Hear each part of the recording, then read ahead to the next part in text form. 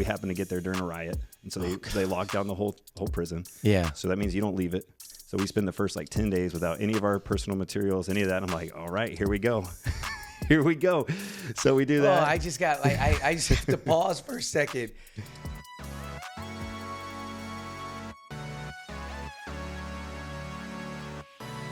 Welcome to another edition of TM3 Impact. Today, I have Spenser Thomas. He is a local franchise owner for ISI Elite Training, and he has two amazing places that you can work out at. One that even my mom works out at, Yep. Kim. Yep. Yeah, that's awesome. Spenser, welcome to TM3 Impact. Man, thank you for having me, Tomas. Yeah, well, listen, let's dive right in. The first question is super easy. Tell me, Cliff Note version, your San Antonio story. How did you come to live in this city? Born and raised. Oh, really? Born and raised here in San Antonio. Okay. Oh, yeah. I'm a traditional San Antonio, born and raised. Family is from here, still lives here, traveled around, but couldn't go too far. Yeah, so tell me, high school, college, everything here? Reagan High School. Okay. I went to quite a few places for college, kind of traveled around. Yeah. I was a troublemaker, so once I got out of the house, I was around and around, but then ended up coming back. My family is from here, from around the area of Floresville. My wife's family from Blanco, Texas. Okay. And I met her, and she was from San Antonio. She never was going to come back to San Antonio, but you convinced her. I guess so. Is that your wife, Hannah? Is it Yep. Hannah? Yep. Hannah. Okay, Yep. Excellent. Now, tell me a little bit about kind of like if you were to say, okay, 16-year-old Spenser, Yep. right? Go back to that time. What tell me dummy. about it.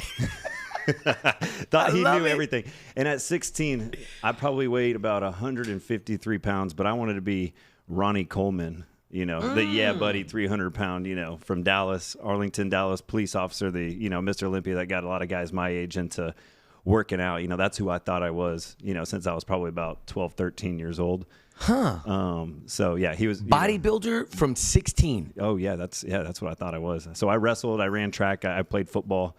Okay. Did all the sports. Didn't know anything about working out except for just to go hard. And so 16, I was just that's all I wanted to do. So lifting was a big part of it, though. Oh, 100%. Big part of 100%. lifting.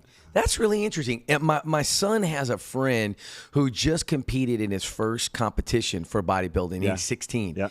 And he got third place. Well, that's good. And this kid is, he's fit. Yep. He's Yep. strong. Like you could just see it.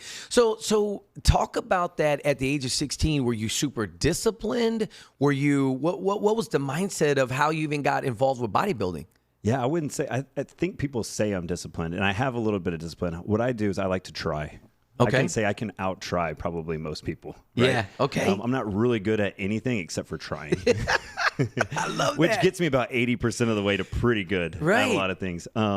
So I just like to try. So if there's anything I can try, and weightlifting, push-ups. Like I said, when I was like 12 years old, I saw Arnold Schwarzenegger and was like, okay, that's going to be me. And so I'd get my brother and we'd like run laps in the backyard. And every night before bed, I would try to do as many push-ups as I could, then lay down with my heart beating as fast as possible, thinking I'm just going to get super jacked, Yeah. But it was like I found that I could try really hard at that. It's like I didn't have to have a lot of talent. I didn't have to have a lot of education on it. I was like, I can just try. And then I started seeing results from trying, and people would ask like, oh man, what do you do? And I was like, I just, this, and I just try new things. So fitness sounds like it was a part of your journey from an early age. Core. Yep. Core. Yeah. And my family wasn't fit. Again, didn't come from that.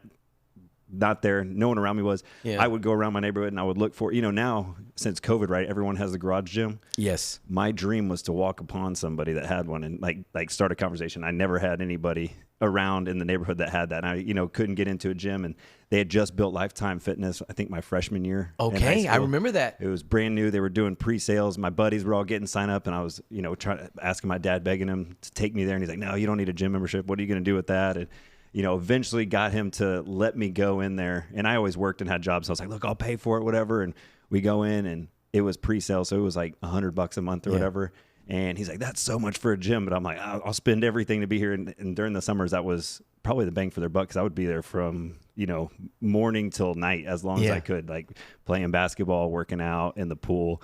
just doing whatever. Spenser, I guarantee you and I played basketball together because I opened that gym. Oh, probably. And I was a hooper. I hooped every day. Middle of the day, I was out there all the time.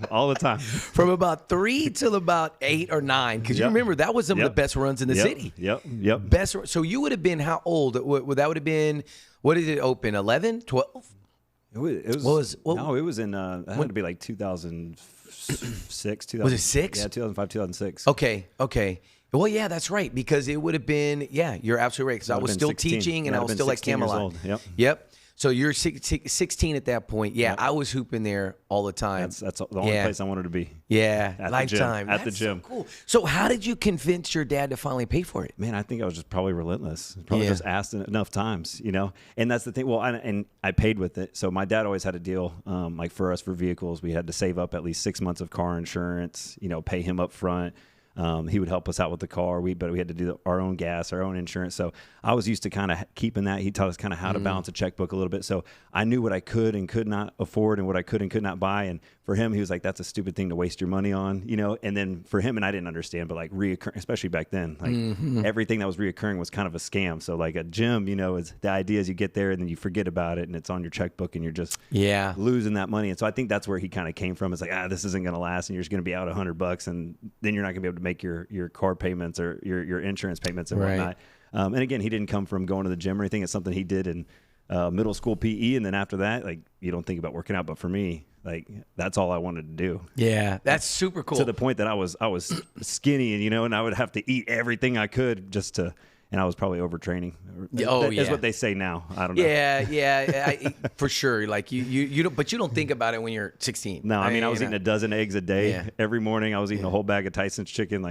How big did you get by the time as far as body? But did you do shows? Did you get to that point? I did one show. I did that in 2018, I believe. And when I did that show, I was only 173, but I'd cut down from like a little over 200 pounds. Oh wow! Down to do that. So you got super lean but jacked. I mean, obviously, because you're putting on a lot of muscle at that point. I mean, but my freshman year in high school, for reference, I wrestled, so I can tell you what my weights were every year. My freshman year, I wrestled 119, so I weighed about 115 to 120 pounds. And you same got height as I am now. I'm 5'11", you got all the way up to 179. And then my sophomore year, I wrestled 135. Okay. Then I wrestled in the 150s, and then I wrestled the 160 to 180. So every year, I gained about 20 pounds of muscle in high school, Sheesh. But I mean, I was young for my age. So I came in, I graduated when I was 17. And you were probably your September birthday or what birthday? August 29th. Yeah, there you go. So I always think, I'm like, man, if I would have been the year before, maybe I would have been an all right athlete, but I was always, just kind of wrestling that was more even. So that's why it was my thing, because it's your weight versus football. Right. I was always, just a little bit behind. Yeah. My son is an August birthday and we did the whole red shirt. Yep. We redshirted him and waited 1 year. He says we held him back in pre-K, and I'm like, no, buddy, we didn't hold you back in pre-K. Relax. All right, so that's really cool. So now let's talk through you. At what point did you make the transition when you're getting out of college, you're getting through that? What were some of your first jobs that you were doing to help afford this, and kind of lead up to owning your first gym? Yeah. So it goes. So in high school, I always worked, like I said, during the summers, I would do physical labor, anything I could do to be outside. And I felt like I could earn it. I think I could earn like $8 to $10 instead of $5 an hour, hauling things around and breaking your back. And I was like, yeah, I got, $300 this month. I'm rich. Of course. And, honestly, it was a good thing because I was like too tired to spend it. I was out there working all day, so I didn't spend it. So that was good.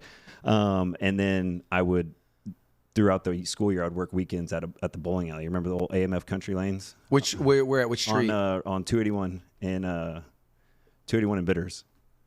281 now it's Bolero. Oh, Bolero, yes. Now it's Bolero, yes. But when it was AMF country lanes, I remember. Me and my buddies, like half of our football team, we just worked there. Just we could get free food afterwards. Like that's the extra food off.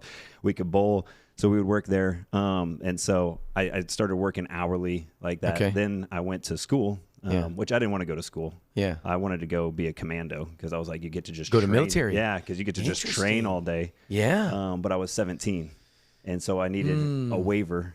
And my dad, big military guy, but I could go to college. I had good grades. I was an idiot throughout high school, but I can try and I can take test pretty well. Right. So I had really good grades, and I got accepted into Texas Tech, and I got into their PT program, their physical therapy program, which at the time you could get your master's in physical therapy and your bachelor at the same time. That's cool. So you could save a lot of time and a lot of money. And so it's kind of like, hey, you're stupid not to take this, basically. Right. In a loving, endearing way. Like, hey, this is going to be the best. You'll thank me later. Yeah. But I was 17. I was dumb. So I went up there, joined a fraternity, just got in trouble. At Tech. Yeah, at Tech. Yeah, Tech is Tech's also, intense.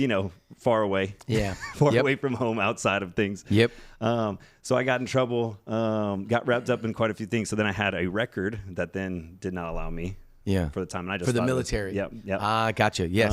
And then I ended up getting suspended from the program because you got to have certain ethics and morals and everything from it.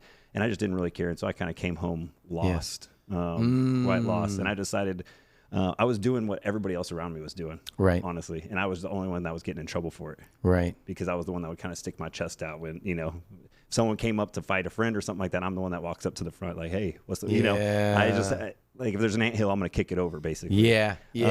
And so I was like, man, this isn't fair. Like, I'm just sticking up for people. I'm being around them. I'm just doing what everyone else is doing. And so it kind of turned to me versus the world. Yeah. What do you to describe that feeling? Because I think we've all kind of felt that, right? Like, I went away for my first year of college, and my dad was like, "Okay, you tried it. You want to come home, and you can stay with us. Kind of deal." So describe that coming back home, that feeling. Man, tail between your legs. Yeah. I mean, I didn't tell. So all of that, my parents didn't know. I was 7 hours away. So I had attorney fees and stuff like that. I worked to cover them up. I did that. Wow. And I waited till the very end of the summer when they were asking me, hey, where are you going to live next year? And I was like, well, I'm not going back. Yeah. And so I'd been kind of carrying that weight the whole summer. And then when I finally did, it was like kind of relieving. But then it was like, man, now I feel like a loser. Now what do I do? Yeah. So what'd you do? So then to appease them, I signed up for classes at Northeast Lakeview. Okay. Which, yep.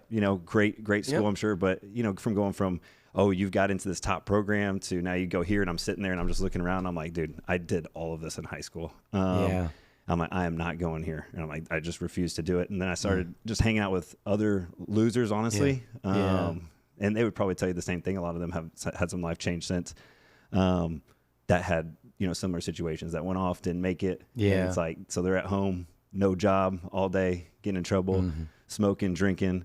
And I just decided, hey, let's just take what's ours. Yeah. So we just started taking things, just, making our own way. Yeah. I don't know if you've seen the recent movie. It's called The Roof Man. No. I thought they made the movie about me, honestly. So I got into, again, a big bad thing, but robbery. Yeah. Interesting. Yep.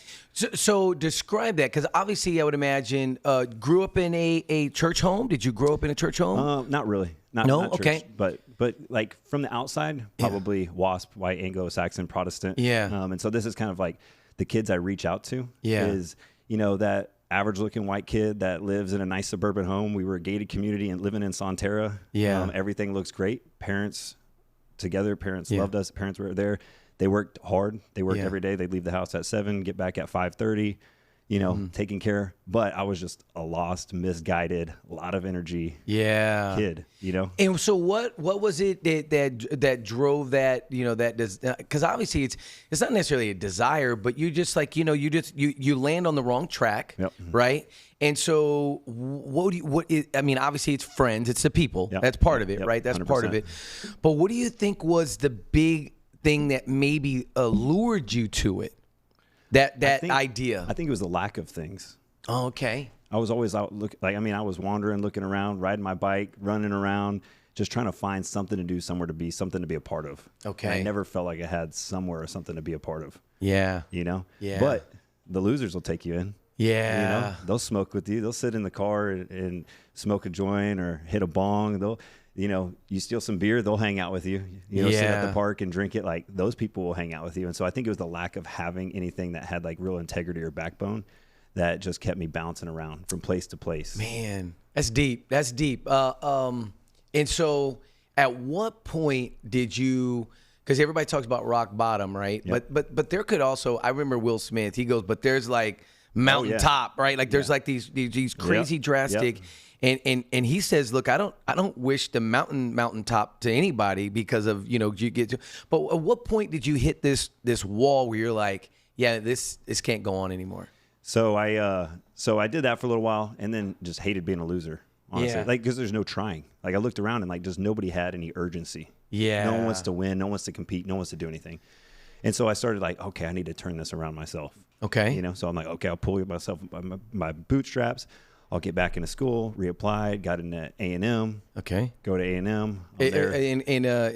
So College Station? So okay. I got activated there, but then I had heard some friends that were at A&M, Texas A&M Galveston. So basically you get in through A&M and then you just pick a marine, like biology type of, or into shipping. Yeah. And then you get to go down to the small campus. And I was like, that'd be good. I'll go to a small school, but still have a higher curriculum. Yeah. That's based on the other stuff. I had a lot of biology already. I was like, I'll do something like marine biology, something like that, just until I get all this stuff off my books. Cause I was on probation for some stuff. Right. And so I was like, I'll just do that, lay low, get this, and then I'll transfer back up once I kind of mature up a little bit. And it was really great. I got into some groups there, like some sports groups. Yeah. Started connecting with people, but then also started connecting with people and started partying again. Yeah. Then, go to Mardi Gras, getting, literally end up like in a parade, all kinds of stuff. Yeah. Get a ticket for some other guy, and I'm just spouting my mouth off. It's like $500. I'm like, $500, man, I'll give you $5,000 if you come home and drive for me, and I got a big job for you to do. Yeah. And he just bothers me about it for weeks and months. And so finally I decided, all right, I had planned one in my mind, and I won't say the place because I don't know how much they've changed their security, but it's a place that I watched. I was like, they make a lot of money. Yeah.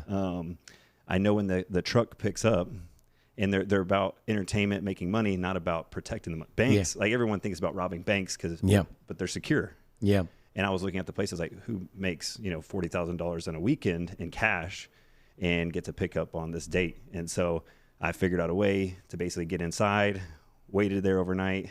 They come in, unset the alarm. So there's no security, nothing like that. Just strong arm, take the cash and then leave. But I brought other people around with me that weren't the same.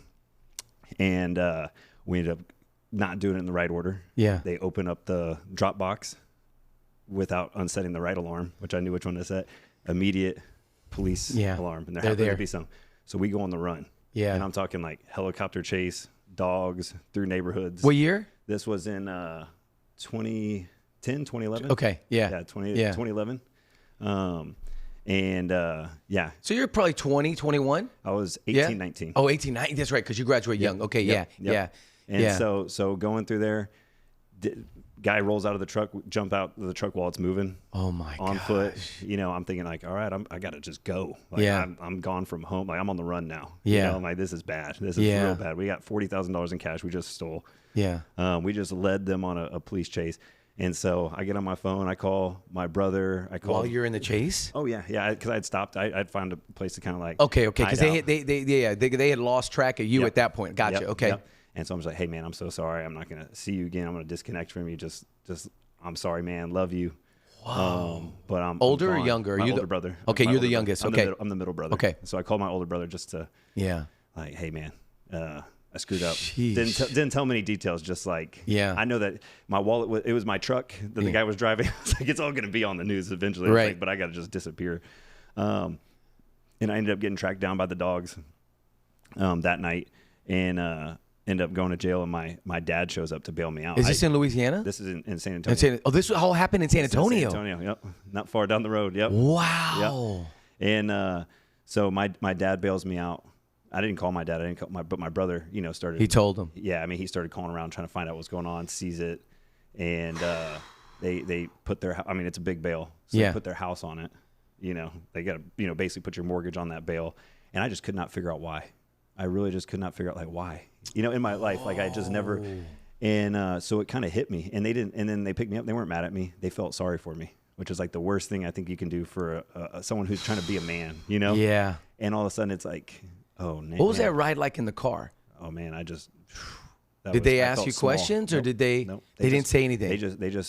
They just told me that they were sorry for me and they'll do whatever they can to help me. Oh my goodness. On the path going forward, and so I was at home for the next couple days. They still went back to work, and so during during that, I just felt, and I knew what I was looking at. I mean, Yeah. they'd already told me, like, they're like, yeah, you're looking at like 20 to 40 years. I'm looking on Google, like, what am I going to get? You know, like, I mean, caught red-handed, like everything. I'm like, this is not good. Yeah. And so I got real, I'd probably already been depressed, honestly. Yeah. Like sleeping a lot. Like just, I mean, that's what had led me to this lifestyle. But Yeah. like, I mean, I was just dark. And so I had about 2 or 3 occurrences where I thought about taking my life. Cause like, what's the point? I'm going to spend the rest of the time in prison, you know? Yeah. Like, yeah. Guy And that you're grew young. up in Sonterra, Right. go to prison for 40 years.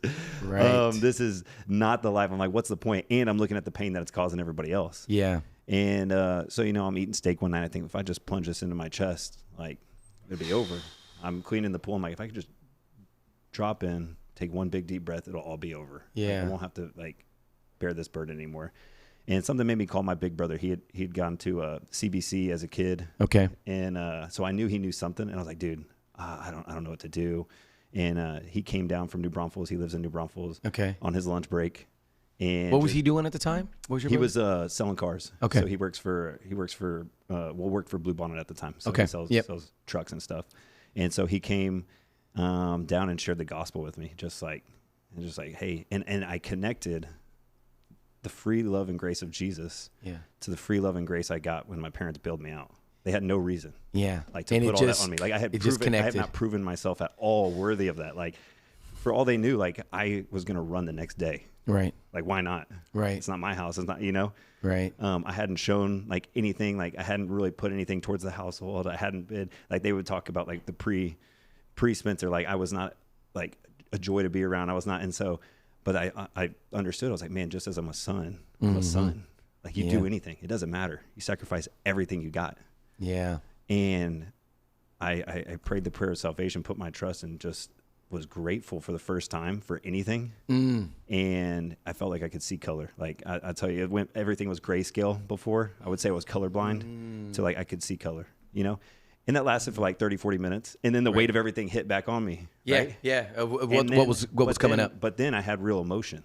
So I would never say I ever really cried before that. All of a sudden I started to cry. It started to break my heart what I had done to everybody around. And I didn't know anything. Like I had been to church for like some Easters and some Christmases, you know, but I didn't know anything except for what is preached there, which is really more about the holiday. And so I would just break down and just pray the same prayer of salvation. Yeah. I probably did that like 20, 30 times a day. Yeah. Because it would just provide relief because I had someone to talk to. I had a connection. I had something of integrity to hold on to. And so that got me through. And then I actually went back to school. Did you? So I went back to school. You were. I was out on bail, and so it's a process. Yeah. Right? How long was it from the time that you it was about got a home? week. So it was at the beginning of spring break. Spring break. It was the beginning of spring break, and then so I just came back from spring break like nothing happened. Wow. To school, and I first thing I did is I went and found a Bible study. Okay. Got into it, met some guys. What school were you going to? This was at A&M Galveston. Okay, yeah. And it happened to be my suite mates who I'd never talked to, and they stayed away from me. They could see I was crazy. Yeah. And so you have the sharing bathroom. Right there. Oh yeah. Meet them. And there's some guys that grew up in a like Christ-loving house. Yeah. And they're my suite mates. And I'm in a Bible study and I see them. I'm like, oh, hey. And I just start just drawing on all of it and just getting around it. And I'm in the library and people are coming up like, man, I heard about what happened. Why do you seem so happy? You know? And because the trial hadn't happened at this point, right? No. Okay. I was out on bond. Okay. I was out on bond. Looking at, what was going to happen. And so it's like, hey, the best thing to do is stay busy. Yeah. Go finish your semester. You already paid for it, go do it. Went to school with a whole new lease on what I could do, learning, and then came back for the summer. Yeah. And that's actually where I met my wife is over the summer. She was graduating high school. She's like 2 years younger than me. Okay. And one of my best friends growing up, we had disconnected. He had gotten saved going to Baylor. And so one of his friends was in town. She introduced him to her like church friends and youth group. And I'd come back to San Antonio and I was like looking for somewhere to get connected, a church to go to. And the first church I went to, I was like, hey, how can I get volunteered? How can I get this? And the youth pastor took me to lunch and nicely was like, hey, we kind of know about you. And, we don't really, I think it's great what you're trying to do. I can connect you with some people and kind of just like, and I was like, oh, dang, I wasn't expecting that. Right. But like, honestly, I was like, it's whatever. I'll find something else. And then I just happenstance, a wallet was left. I was taking a wallet back. I met my friend in a parking lot and he's with his two friends and they invite me over to their church. Yeah. And and I get a part of their youth group basically. Yeah. And what they were looking for is they were looking for some people to like help with the youth recreation. Yeah. And Which is so, right up your alley. Right up the alley. It's summertime. They got all these kids that are like that were like me, have nothing to do, and so all day we got the gym open, so we're playing basketball. We're doing Nerf wars, and then we're doing this, and they'll go do their Bible study, and I'm talking like some of them for like 6 to 12-year-old kids, and they're reading the like flip books, and I'm sitting in the back like learning. Yeah, because you hadn't learned younger. I knew nothing. Yeah. So I'm just like I'm going there for like I'm putting in my work to play and stuff, but really I want to be there to hear more about like this. Yeah. And my wife at the time, she was one of the older ones in the group, and she started like kind of mentoring and discipling me. Interesting. And just telling me about it and everything. And did she grow up in church? Yep. Okay. Yep. Okay. Yep. Yep. And so she's like explaining these things because I got a Bible at this point. I'm reading. I have no idea what it's talking about, or I'm thinking. So I'm, calling lots her, of asking questions. her, and so getting all the answers from it and everything. And she's just there from the summer, and she goes to school in Colorado for her freshman year. But we just kind of stay connected over that. Her and a couple of other people, but she really had her and her family actually helped me quite a bit, and I had kind of connected with her brother on a kind of like a wingman thing because she was, this guy that was going to also be going there that was from Bernie. They went to go pick up their laptops, but she had to take her brother, and I was like, I'll take him. And, you know, that way y'all can get to know each other type of thing. Completely platonic, Yeah, for sure. And so we had this friendship, which is funny because like one of my first prayers was about my future wife. Wow. And someone told me to be specific, you know what I mean? I was like, okay, I want my wife to have like dark hair. I want her to have a big butt. God. Yeah. I'm like, you're being real specific. I want her to love and have a big family and be happy and all this stuff and this. And I'm like, but God, number one, I want to be able to see her as a friend. Yeah. Before I ever see her as like a woman. Yeah. And it's just so funny. Like retrospect, like I never saw her that way. She was nerdy. She was like, just not my type. Yeah. And I was not her type either, to be fair. So it's not like she was also not. I always joke, I'm like, I just pushed her off for so long, but but I think she really just enjoyed like teaching me. Yeah. And so we were friends for that. And then I ended up, while she was there, I ended up going to my sentencing hearing. Okay. So time frame from when the incident happened to where you get the sentencing? March to October. Wow, that's a long time. Yeah. And this whole time you're talking to attorneys, and they're basically like, "You did it. Okay, so what are we going to do? A plea or what? Yep. What are they recommending for you to take the plea? Take a plea. Take a plea. And I'm like, hey, is there anything? I was like, I know like during Vietnam and stuff like that, like you had, like for service, I was like, I will go to the lowest service. Like, where do they need? Like, I will go military service. Like, give me something that I can do honorably to try to fix this. Like, I was like, I want to try. Right? Yeah, like, you want to try. I want to try. Like, what can I do? I don't want to just go sit somewhere. Don't make me waste my time. Yeah. Like, I'm out, and so I'm going, and they're like, that's not a good idea. The judge, her son just ran away to the military, and so she's not going to be a fan of that. Okay. And then I had some different theories because the attorneys they had a big case of there was a cop that was murdered at the same time, and they had the guy who did it.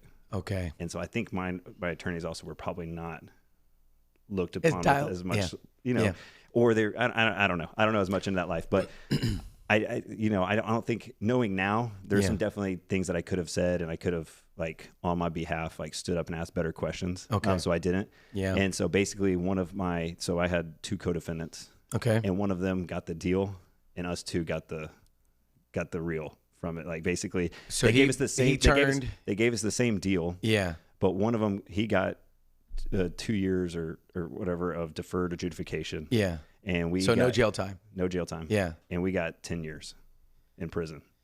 And we did a plea that was a max. They dropped it to 2, a second count, and so it was a 2 to 10. And they gave us the max onto it. Wow. Yeah.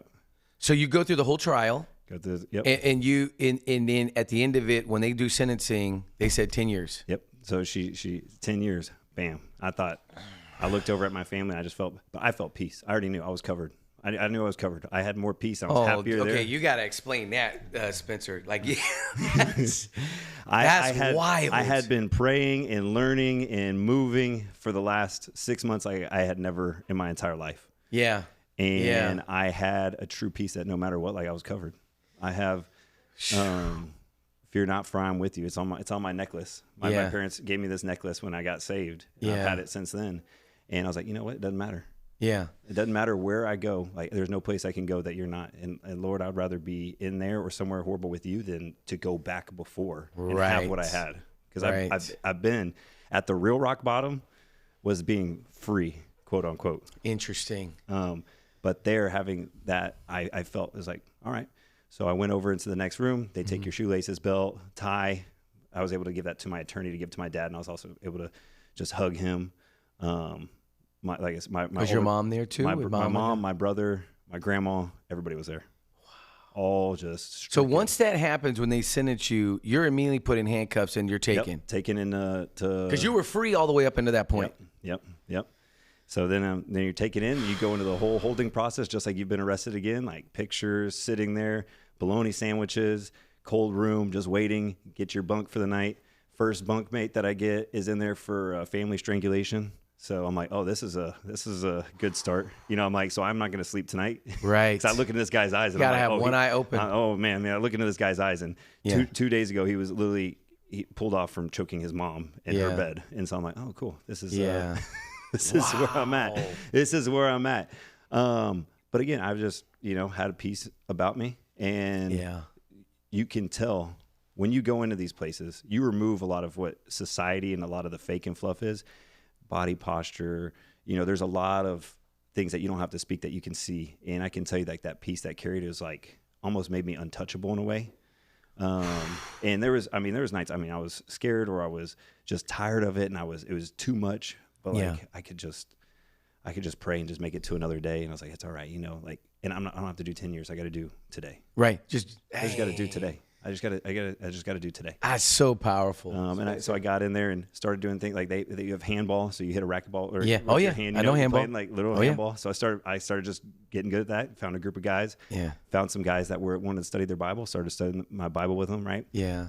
So I'm in the county jail. Are you at Bexar County? Yeah. Bexar County until you get transferred. Then you go to. At the time, at least, everybody goes through Garza West. Yeah.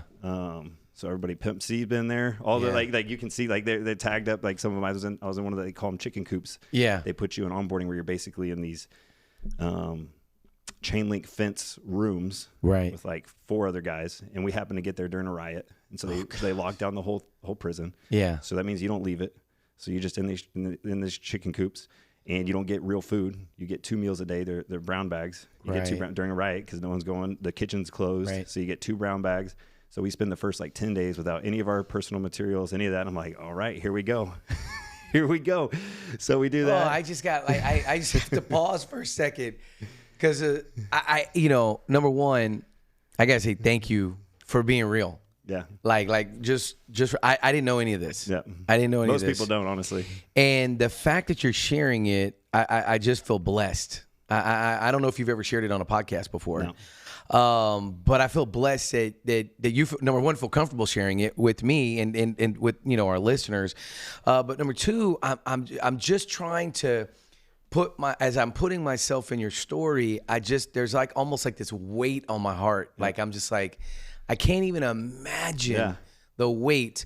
So now that after the 10 days, you get transferred. At some point, you do get were you already transferred at the 10 days, right? Transferred there, but then you transfer into a room still on lockdown. But now I'm in a big dorm, basically, with 50, 60 other guys. Okay. Bunk bed style? But then you can at least take a shower once because I hadn't had a shower in 10 days. Oh, my goodness. Because the showers are closed. Yeah. Yeah. And so, bunk bed style in there. And that's where I got my first taste of mace. Because someone got in a fight and I was 2 beds down, and the mace doesn't just stay in one place, especially inside. It gets everybody. Awesome. This is awesome. Not really awesome. And just kind of start learning the trajectory and the organization there. I'm there for maybe 30 days, and I go to the first stop, which is another transfer place, and I'm there for 5 or 6 months, and it's Lopez State Jail down in Edinburgh. Okay. Yep. Which is pretty wild. You got people throwing things over the fence because it's pretty close to the border there. Oh. So it's interestingly ran. The access that you have is if you're a drug addict, you're getting access. Yeah. And that one is run. So you have everyone knows about or probably has an idea different gangs. Right? Yes. So in prison is you don't go in solo. Yeah. Or if you go in solo, it's tough depending on what it is. Right. Yeah. So there's different, and it's all based on race. Yeah. Again, everything from society gets stripped down. Yeah. And so it's based on race. And so at every place I get approached, but I'm like, man, I'm only rolling with one, man. I'm only rolling with one. Yeah. And luckily my physicality, because I'd been working out every bigger. single day. Yeah. Well, and everybody who goes to jail also thinks like, I got to come out of here ripped. Yeah. And I had this piece about me that allowed people to like talk to me. Right. And so I started training guys in there, training them for soups. So then your economics, you have soups, ramen soups, and meat packs, right? That's your money exchange. And so I started training because I had no money in there. I hadn't had access to anything that my parents could send me or to go to the commissary. For like 45 days. Yeah. And I'm hungry. Yeah. So I'm trading services for oatmeal and soups. Yeah. Because it's not enough food in there. Yeah. Especially if you're going to be lifting the way you want to lift. Oh, and I was a super picky eater. Yeah. Let me tell you, I was like that picky eater. I started eating the worst boiled okra, everything. I mean, I would eat everything on the plate. I would ask like whatever someone, I'd eat everything. It didn't matter. Yeah. And so I started training for that. So that gave me favor among the different groups. I was going to say, because it probably carried over no matter what race. Yep. Right? No matter what race. Yeah. I couldn't sit down and eat with certain people. So they would, while I was training them, they would kind of tell me the rules. Yeah. Usually your gang. Yeah. And there's like 3 or 4 different for white. Yeah. There's 2 or 3 different if you're black. And there's like basically 2 if you're Hispanic. Yeah. Right? And they would kind of tell me the, rules of what to engage at not. Hey, which tables are where, which areas are where to stay away from on the right, where the trades go down, where they don't go down, what times to not go in here, not. Yeah. You know what I mean? So I'm like, okay, good. Well, noted. Yeah. And so there is run by a anti-gang. It's actually, they're called Tongo, Together Against Notorious Gang Organizations, but they're their own crew basically. Yeah. And they would do this thing called Friday night fights where they would pull 2 bunks. They'd have to fight, and it's like you two either box it out or the next person does. Okay. And I remember the first time I got pulled, I was like, oh my God. And so, had you ever boxed like that before or fought? I had already told everybody, I was like, I am not a boxer. I was like, I'll try. Yeah. I was like, but I had wrestled for years. Oh, then you got an advantage. And I got this guy his name was Slim. I feel like I can say his name because there's probably a few Slims out there. Yeah. And he had played professional basketball, but had been shot in the knee. And so had not done that, had gotten into drugs, but big guy. And I'm like, oh, dang. Taller? Yeah, like 6'8". Oh my God. I'm like, oh God. And so I double leg take him down. And unfortunately for the guy, big guys fall hard, and he hit his head and I was like, over. And that was it. And I was like, and then so again, it was like, all right, hey. Yeah. Well, white boys, hey, he's cool. He's good. And like, also like, watch out. Yeah, leave him alone. That's my trainer. Yeah. So that was like a not something I wanted to do, but it was, again, a favor of like where I had to be, protect myself. And so I'm there and I'm training different people and just and then I end up moving around to North Texas and then finally settling in East Texas. And which is East Texas? Which one? That was I might forget the name now. It was in Navasota, Texas. Okay. It was Pac 2, OL Luther. Okay. OL Luther. How many people there? How many?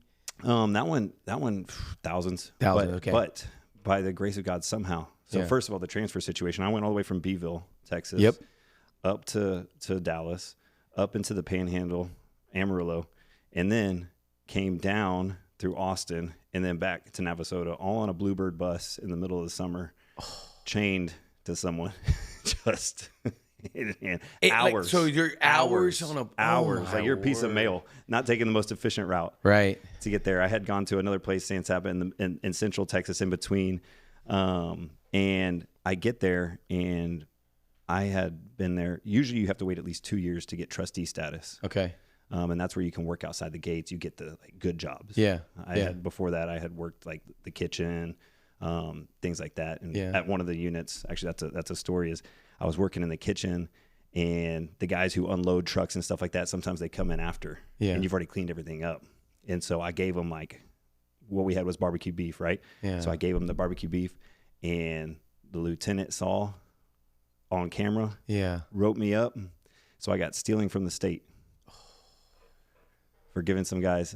And I mean, that stuff, again, it's all happening all the time. And so it's like the devil trying to say, hey man, it's the world versus you. It's not fair. Like you were literally just feeding a guy that hadn't got, and was let in here by a guard to come, like 2 guys for after meals, do it every day. Yeah. Yeah. And I'm like, oh, and you have to go to like a little court. Yeah. So you and a lieutenant, and they read the description, and it says stole however many ounces of barbecue beef, Yeah. And he goes, all right, I'm going to give you a 30, 30, 30, 30. So that's 30 days no rec, 30 days no phone, 30 days no commissary, which means you get shifted into solitary. 30 days of solitary. Meaning no contact with anybody else? No. For 30 days? 30 days. I can't tell anybody either. So anybody like looking for my phone calls, anybody looking for, and all my commissary, all my personal belongings are taken out. The only thing I can have is my legal files, which not much there. Yeah. What about a Bible? Yep, in the Bible. You could have a Yep, Bible? Could have a Bible. Yep. And so I'm in a little thing for 30 days. Is it 3 by 3? Like how big is this room? It was probably 6 by 9. 6 by 9? Yeah. Yeah. And so I'm in there, and now I did in that case, I did destroy some things for the state. I tore some of my sheets, put them on the lights, and so I made a pull-up bar, like a pull-up handles. Wow, so I could do something. I mean, because you have no clock. The lights are on the same the whole day. All night. Yeah. Day and night. Lights are on. You got a little window that's about 4 by 4 looking out. You get your 2 meals a day. They are hot meals, but you only get 2 in there. Yeah. You lose track of time and days and space and place. Yep. And yep. What kept you, I mean, what kept you going during those 30 days? Like what was it? I think no choice but to, like, again, I'm not going to give up. I'm just going to try. So just, all right, hey, pull-ups, push-ups, sleep. Pull-ups, push-ups, sleep, read. Yeah. Pull-ups, push-ups, sleep, eat. Pull-ups, push-ups, sleep, read again, you know? Yeah. And just waiting out your time. Yeah, just I would have. Did you read through the Bible several times while you were there? Oh, yeah. Yeah, and tons of books. So I was never a reader either.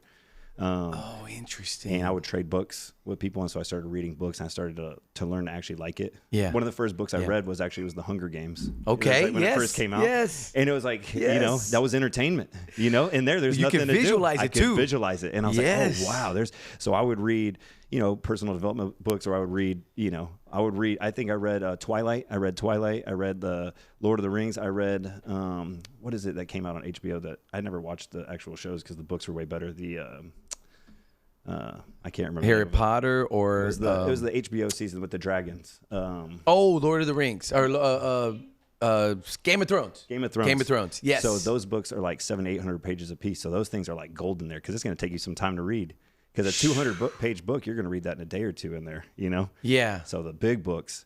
And so those things, man, like everybody in a Texas prison has read the Game of Thrones because it's like, and it's way better than the show. I'll tell you that right now. Interesting. But yeah, so anyway, but I didn't have any books in there. So it would have been nice if you had a library in there. But I did. But they didn't allow it. No, not if you're on solitary. You just get your Bible. You just get your Bible. So just praying, doing that, talking to yourself honestly. Yeah. Like you got to hear, so you got to speak. Yeah. Praying, a lot of prayer. Yeah. Oh yeah. But none of the quiet prayers, you know. No, it's like yelling prayers. Yeah. Because nobody can hear you. Yeah. There's nobody next to you. But is there anybody within earshot where you can even remotely talk to? Not that you can talk to. Okay. No. I mean, you can hear stuff banging down the halls. You can hear when people are like just losing it. Yeah. You can hear it when the guards are going back and forth. Yeah. But like as far as like next door, no. So I always, you always hear about people that have to, spend time, in jail, and like normally you're sentenced, but you don't do your whole sentence. Yep. So at what point? And let's talk about Hannah, because you guys were friends before this. Yep. You weren't dating at all. Nope. Just friends. Nope. Are y'all writing letters? Yeah, or she's pen paling me, so she's writing me, and just like it's literally like Paul and Timothy in the Bible. You know what I mean? I got questions about guys, that are, this, hey, what would you say about this? Or, hey, here's this thing, that's tough. Hey, pray for this person, and I'm talking about the, guys that are separated from their kids, all this stuff. There's tons of things to pray for in there, man. Right. Tons of broken, hurt people in there. Yeah. And so I'm sending that out. And so she's praying with her church. She's telling her friends. And so she's writing me, corresponding this whole time. And that's what I'm looking forward to as well, is those long letters, Again, it takes, and I would ask her, hey, describe to me what you did this last week. Hey, where did you eat? What did it taste like? Where did you drive? What was the most beautiful thing? And she would do that for me. So she would be I didn't care about the news or what's going on there. I cared about what were the simple things that you did today? Hey, like, what was the funniest thing that someone had said this week? And read that over. And we would read them to each other. You'd make friends in there and you'd read your letters to each other. Yeah. And so that was massive. And so, you come up for parole. On mine, I came up at 14 months. And again, I got a set off, the biggest. So usually you get set off and it's a year. Okay. And then you see them again a year. The max set off is 3 years, and I got a 3-year set off. Nothing that I did violently in there. Nothing I did.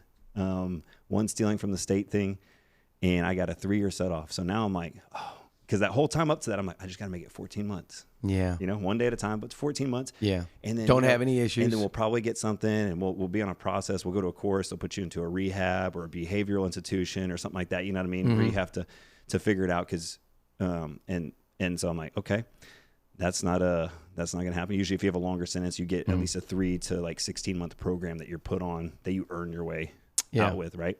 And so I'm like, oh man, so now I got 3 years plus whatever this program is going to be. Right. But again, I try not to go down that path, but it'd be dishonest to say not.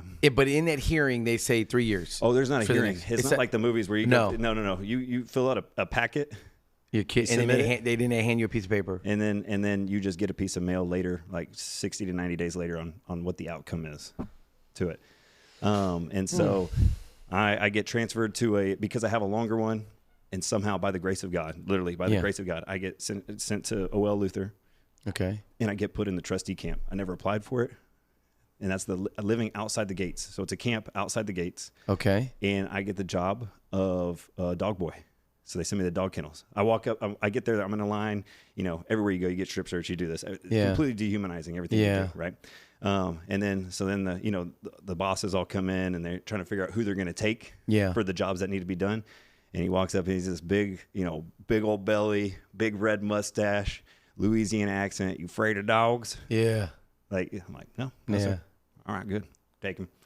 And so I get put on the dog kennels. I have no idea what that is. And everyone's like, oh, that's the worst job ever. That's the worst job ever. Yeah. You got to be a dog boy. And so they have dogs. If someone escapes, they go chase them to chase them down. Someone's got to take care of the dogs. And then I found out someone's got to train the dogs to chase. Yeah. So someone's got to be their biting thing. Which is right up my alley, man. Yeah. So come to find out, this is the greatest job ever. So here's what happens. So we wake up at 3:30 in the morning every day, go down there feed the dogs. They have horses, saddle the horses, whatever. So for what are they going to do? They take a pack of dogs out with the crew. So just like the old days, they take inmates from the inside, out on tractors. They flatbeds that they all sit on, take them out to the fields, and they hand work the fields with plows, hitting them with the Maggies, just like the movies. Yep, just like the movies, like the movies still. And you got the bosses sitting there on their horses with their guns around them, just watching them work all day. And then you have a dog boy who's got a horse. And you're on a horse. On a horse. Okay. With six to eight dogs chained together, sitting about 200 yards off. Okay. That way, if anybody is missing on one of the counts or something like that, they don't have to go back. They don't have to call it out. They can take the dogs right there from the spot. Get them quick. Yeah. And then the other dogs are back at the kennel, and we train them. So one of them comes in. All right, hey, Thomas, here's the route that you're going to run. Show you on a map. Put some boots on, and you go through like the East Texas, swampy, snakes, everything. And you go through the water. You cross the rivers. You do this. You do that for 2 or 3 hours. You climb a tree. You wait there for 4 or 5 hours. Someone comes and drops off a suit. You put the suit on, climb a tree. They set the dogs off. The dogs, what took you 3 or 4 hours, and then a 6-hour wait they do in about 45 minutes. No way. Oh man, crazy. They're awesome. They're awesome. And then you get down, and then you try to hold your own against them for as long as you can until they call the dogs off. And then, so I got into that job very. Were you the trusted. one where you'd have to go hide? Oh yeah, I mean, they'd have to track you. You switch it. It would rotate out. And I was always like volunteer. I don't want to just be sitting around. Like the other guys wanted to sit around so they could play cards or get into things. And I'm like, man, if I can be far away, like in nature, like man, this is what I was praying for. You know? Yeah. It I'm had outside. to be freeing too. Oh man, to be outside, I would just sit out there and pray and just breathe the air. I've been inside and there's no AC. The pigs get AC. In Texas prison. Texas prisons have no AC. No AC. You got zero. No. So, I did not know that. So in the summer at night, it might cool down to 90 degrees inside because these are metal buildings, but it'll be about 120 during the day. Yeah.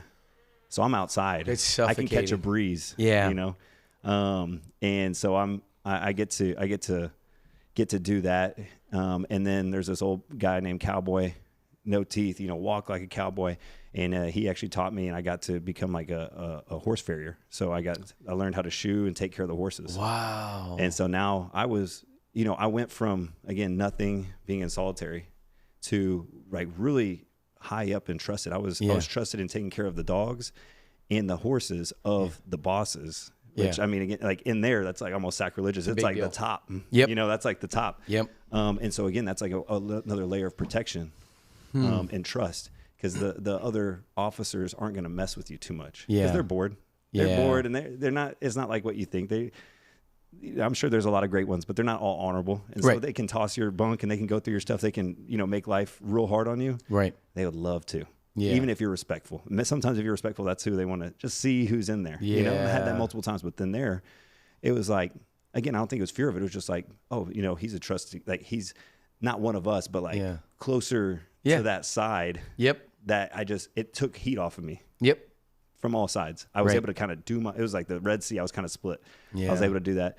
I was able to train people there still. And while I was there, someone, again, there's some actually incredible guys there that just had made some bad mistakes, were drinking and driving, like terrible stories. Yeah. But they were smart. And one of them told me about a parole attorney, something I never heard about. Okay. Basically, you pay a parole attorney, and all what you're hoping for is that it's just like 10 more seconds on your page. Because they have to call this person basically when they're opening your file, and that's all I'm looking for. But you didn't know about this, no, and that's all the whole time. I'm like, man, how can I just get them to open my file? I'm looking at all like everything else. I'm like, they got to see this dude is not doing too much in here. And I was blessed. I had my parents. I had a house to go to. Like I have a good setup, right? So it's like I'm not too much to worry about. I'm really just taking up space. That was my case. Right. And like, if I can just get them to open that file, I'm sure they will. Yeah. Well, again, crazy stories, but it was in the paper too. Well, during that time there's 5 parole attorneys for the whole state. Okay. Or 5 parole voters in the state, and 3 of them vote, and they vote go, no go. And it only goes to the third if the first 2 don't agree. Yeah. Well, come to find out that 3 of those were just rubber stamping. They hadn't even opened some for like 18 months. Oh my gosh. And so mine was during that timeline. Yeah. So we were able to pull mine out early before the 3 years. Yeah. And the parole attorney just got them to pull it out, basically look at it. Yeah. And it's called an F1. So it goes F1 to I think 24. Okay. And that stands for how long that you have to be discharged, right? Okay. So like I said, they have 24-month programs, 19-month. Each one has a different number, designation of where you go, what you do. I got an F1, which is terms for immediate release, that he has to be released within 30 days. In the middle, on 3 years to the dot. What do you mean in the middle? In the middle of your 3 years? So it was 3 years of my. Because you'd already sentencing. done 14. So I should have been at basically 4.5 before I ever saw him again. Right. So in September of 2014, I get the F1. I'm released on October 30th. I was sentenced on October 30th. Whoa. 3 years. 3 years. 3 years. Holy number 3. Yeah. Exactly. If that doesn't give you chills. If that doesn't give you chills. So my Ironman in Waco was on the 30th. Yeah. 10 years after I was sentenced. Yeah. So that's why I signed up for that full Ironman. Yeah. That we were talking about ahead of time. Wow. I was like, man, I have to do it. I have to do it. What kind of freedom is that I can go swim 2.5 miles, run or bike 112, and then run 26.2? Yeah. 10 years after I was sentenced. Yeah. Yeah. Wow. And so about 3 or maybe 6 months before that, I had a dream. Okay. And in that dream, I saw Hannah like jumping from roof to roof in a white dress. And I woke up and I knew what that meant. And all of a sudden, I saw her not as a friend or a disciple. I saw her as an attractive girl who had a great heart, and a beautiful family, brown hair, and a nice butt. Yeah. Yeah. It all came together. But I was terrified, Tomas, because I'm like, what do I do to every relationship I screwed up? And like, this is like my best, closest, dearest friend. And I was like, and this is from the Lord. Like that's dirty, man. That's perverted. Like, don't do that. Like, that's a temptation. And so I wrote that letter 10, 12 times, crumbled it up, threw it away just to profess my love. Yeah. Finally just sent it. And 30 days before? Like, this was about 4 to 6 months. 6 months, yeah. Because you still didn't know that you were getting out. No. Oh, okay, no, yeah. Got it. I had nothing. Goodness. I had hired the parole attorney just to start building the file, basically, for that. Just to get ahead of time. You don't want to wait till like the year of, you do it ahead of time. Right. And so I had that dream, and she's I believe at the time she was studying abroad in Spain. So you mail a letter, it's got to go all the way there. They've got to read it, write back, and it's got to come all the way back. Yeah. And so I'm just waiting, just like, oh man, blew this up, didn't I? You know, how many letters should I write back and be like, I'm just kidding, never mind, you know, I take it back. Well, thankfully I get back from her, like, I feel the same way, like, I can't wait. And then I'm like, oh, but this is bad. Like, I'm in here, you out there, like, and I'm like, wait, this is actually really bad because I don't want to restrict you. Right. Like, you're out there. There's some great guys out there. You've got great opportunities. Like, don't hold back. Like, I don't even know how long I'm going to be in here. Yeah. And she's like, it doesn't matter. Like, this doesn't mean anything. And so she was coming to visit me, which I'm sure her parents thought she was, I don't know, like, again, great grace to her parents. Her parents have amazing hearts. Like, I don't know about letting my daughter drive all the way in from Colorado and then drive all the way over there and then go in and get checked just to sit for an hour, 2 hours with some guy that's an inmate. You know, I don't care how much his testimony sounds real. That's some faith, man. That is some faith. And her parents, honestly, they have huge, massive hearts. They are spiritual guides for me in a lot of ways. But so getting that release, that was her final year. So she graduated in December. After you were released. Yeah. And so it was just the right amount of time that she would come home, but I would be out. I had about a month to kind of reorientate. Yeah. And then she decided to come back home and stay home. Yeah. From Spain, because she was in Spain at that time? Actually, I guess at that time she would have been back in Colorado. Okay. She would have been back in Colorado. What did she do? What was her degree? Psychology. Okay. Yep. Got it. Got it. She went to Colorado Christian up in Denver. Okay. And so I'm curious. I got to know. So you get that letter that it's like an F1. You're going to be released in 30 days. Yep.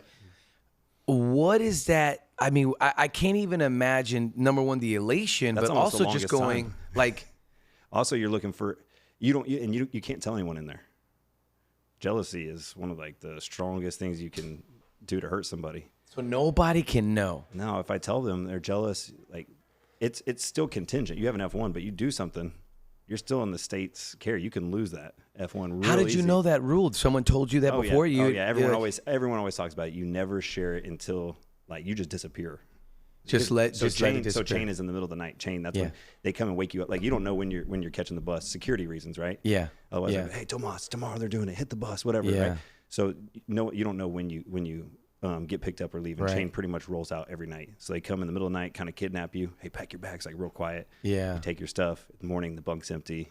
Oh, they must have got picked up. But they don't know if you're going home or you're just getting. Or you got transferred. Just transferred to another unit. Yeah. And until you write. Right. Sometimes they'll write somebody and they'll write them back to let them know. Yeah. Where they're at, and so you can't really tell anyone. So you're just, you're trying to be excited, but you can't be too excited because you don't need the wrong person to have a bad day. They just got a 3-year set off, or their wife just divorced them, or they found out this, you know what I mean? They're like, you know what? I'm gonna start something with this guy. You know what I mean? And like so you're trying to keep it quiet as possible. Yeah. Yeah. And then you go to the release center in Huntington. Yeah. Or Huntsville, sorry. Huntsville. Which is like the Bonnie and Clyde, where they still have the bullet holes in the tower there. You stay on the old death row. Yeah. For the last like few days, right as you're releasing, it's the old death row. You stay there, which is, it's heavy. Yeah. And you get released in some Salvation Army clothes, and who was there to pick you up? My everybody that was there, and then Hannah. So my parents, all your parents, my parents, my older brother, I think my younger brother was traveling at the time. Yeah. And my sister-in-law and my grandma. And Hannah. Yeah, and Hannah. What was that like when you saw them? Oh, it was great. It was great. And my brother brought like one of the like ProMaster trucks that they had with like the TV and stuff, and we just sat back. And first thing we did, I had to make it back to San Antonio to do a check-in because I had to get a monitor. Right. So I was on a monitor for like the first few months, or maybe first 6 months. Yeah. So I had to make it back by a certain time because we were hoping to like go get some dinner or something, but just ran through like Jack in the Box. Crushed some Jack in the Box. What was that first meal like outside? It was good. But you'll never forget it. Never forget it. But then just going to the house and like, it was surreal. And I didn't know what to feel, but, like honestly, part of me felt guilty because I did have some buddies in there that I had gone close to and some brothers in Christ. And I was like, man, they don't get to have this feeling. And so to be honest, it was really, really hard for me to like really soak up and enjoy it too much. Yeah. Because you were thinking about them. I was thinking about them, and I knew that where they were sleeping that night. I knew what they were going through, and I knew, what the sergeants and what the bosses were doing, and I knew, what the smells they were having to smell and everything else. And I'm just walking around and looking at how, instead of being grateful, honestly, and this was something I reflect on later, I was kind of menacing about how everybody took so much for granted. Oh, yeah. Like to this day, Sheesh. one of my favorite things, every time I get gas, even if I don't buy anything, I just like to walk into the convenience store and just look at everything that's at your fingertips. And I think about that. One of the pastors that I had used to tell me, like, it's not true. Like, we say things are true.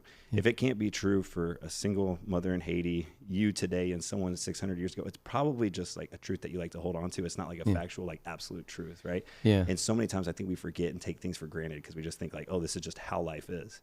Yeah. And so to me, it's still super eye-opening, and I think about it all the time today, like how unaware I am, you know, as time goes by, and how unaware we are of like the opportunities that we have. You know, Right. we talk about all the time, like, oh, the economy, this, the government, that, and there's things we got to change, but like, how much better would it be if like you started off with, man, I can't believe I get to gas up my car and drive it today. I get to drive to a grocery store where someone else has done all of the work, the labor, put it into a nice shiny package or put it on this nice, you know, front thing. I got to just scan it. It takes me 10 seconds and I don't even have to pull out a wallet. I can put my phone to it. Like there's so much, like one of my favorite things is Sundays to go to the grocery store when it's like madness, like before, like if the Cowboys are playing at like 3 and at like noon, you know, everyone's hitting up in there. I just love to go and get like one thing, you know, and just watch. We the don't madness. need, like, it's gonna be crazy. I'm like, I just want to walk through here and just see, like, this is the land of the free and the prosperous. I'm like, this is wild right here. Like, this is so cool. And like, I'm like, I get to be a part of it. Like, I pray that prayer all the time. It's like, God, you chose me for a time and a place is now. It could have been any time, any place, anybody, any people around, but you've put me here in this place for a reason. Like, let me see those things. Yeah. Let me, and so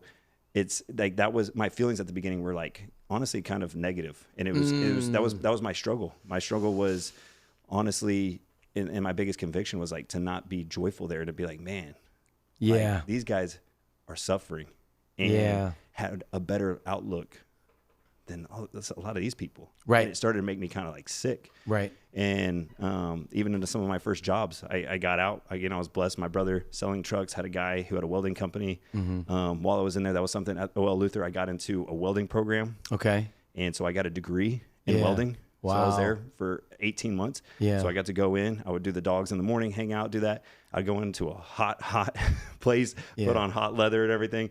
But I learned how to weld, and I got certified 6G welder, which is like every angle, all different types. And so I got into this job, and I knew the science behind welding. Yeah. Most guys just like figured it out, but I had to do the textbook work too. Yeah. Which I had plenty of time, and I loved to study it. Yeah. So I got out and got for him, $35 hand who knew how to do everything. For me, $35 an hour straight out was like awesome. That is a blessing. Yeah. And then within like 2 months, I'm running the crews, you know, and like, cause I can see what's going on, and I'm doing this. And obviously the favor of God is on your life, like massively, right? Keep going. That's phenomenal. And so I'm doing that. I'm learning a lot about it, but I learned that I don't like this work. You know what I mean? It's hot. It's hard. I don't like the people I'm around. Yeah. It's not like the greatest. They don't have big hearts and stuff. And I, trying to talk the gospel. I'm eating lunch by myself because like they're watching videos and, stuff. And I'm just like, oh man. So I'm trying to separate. And this guy turned out to not have a lot of character either, and didn't pay the guys for like 2 weeks. Yeah. And claimed it was taxes.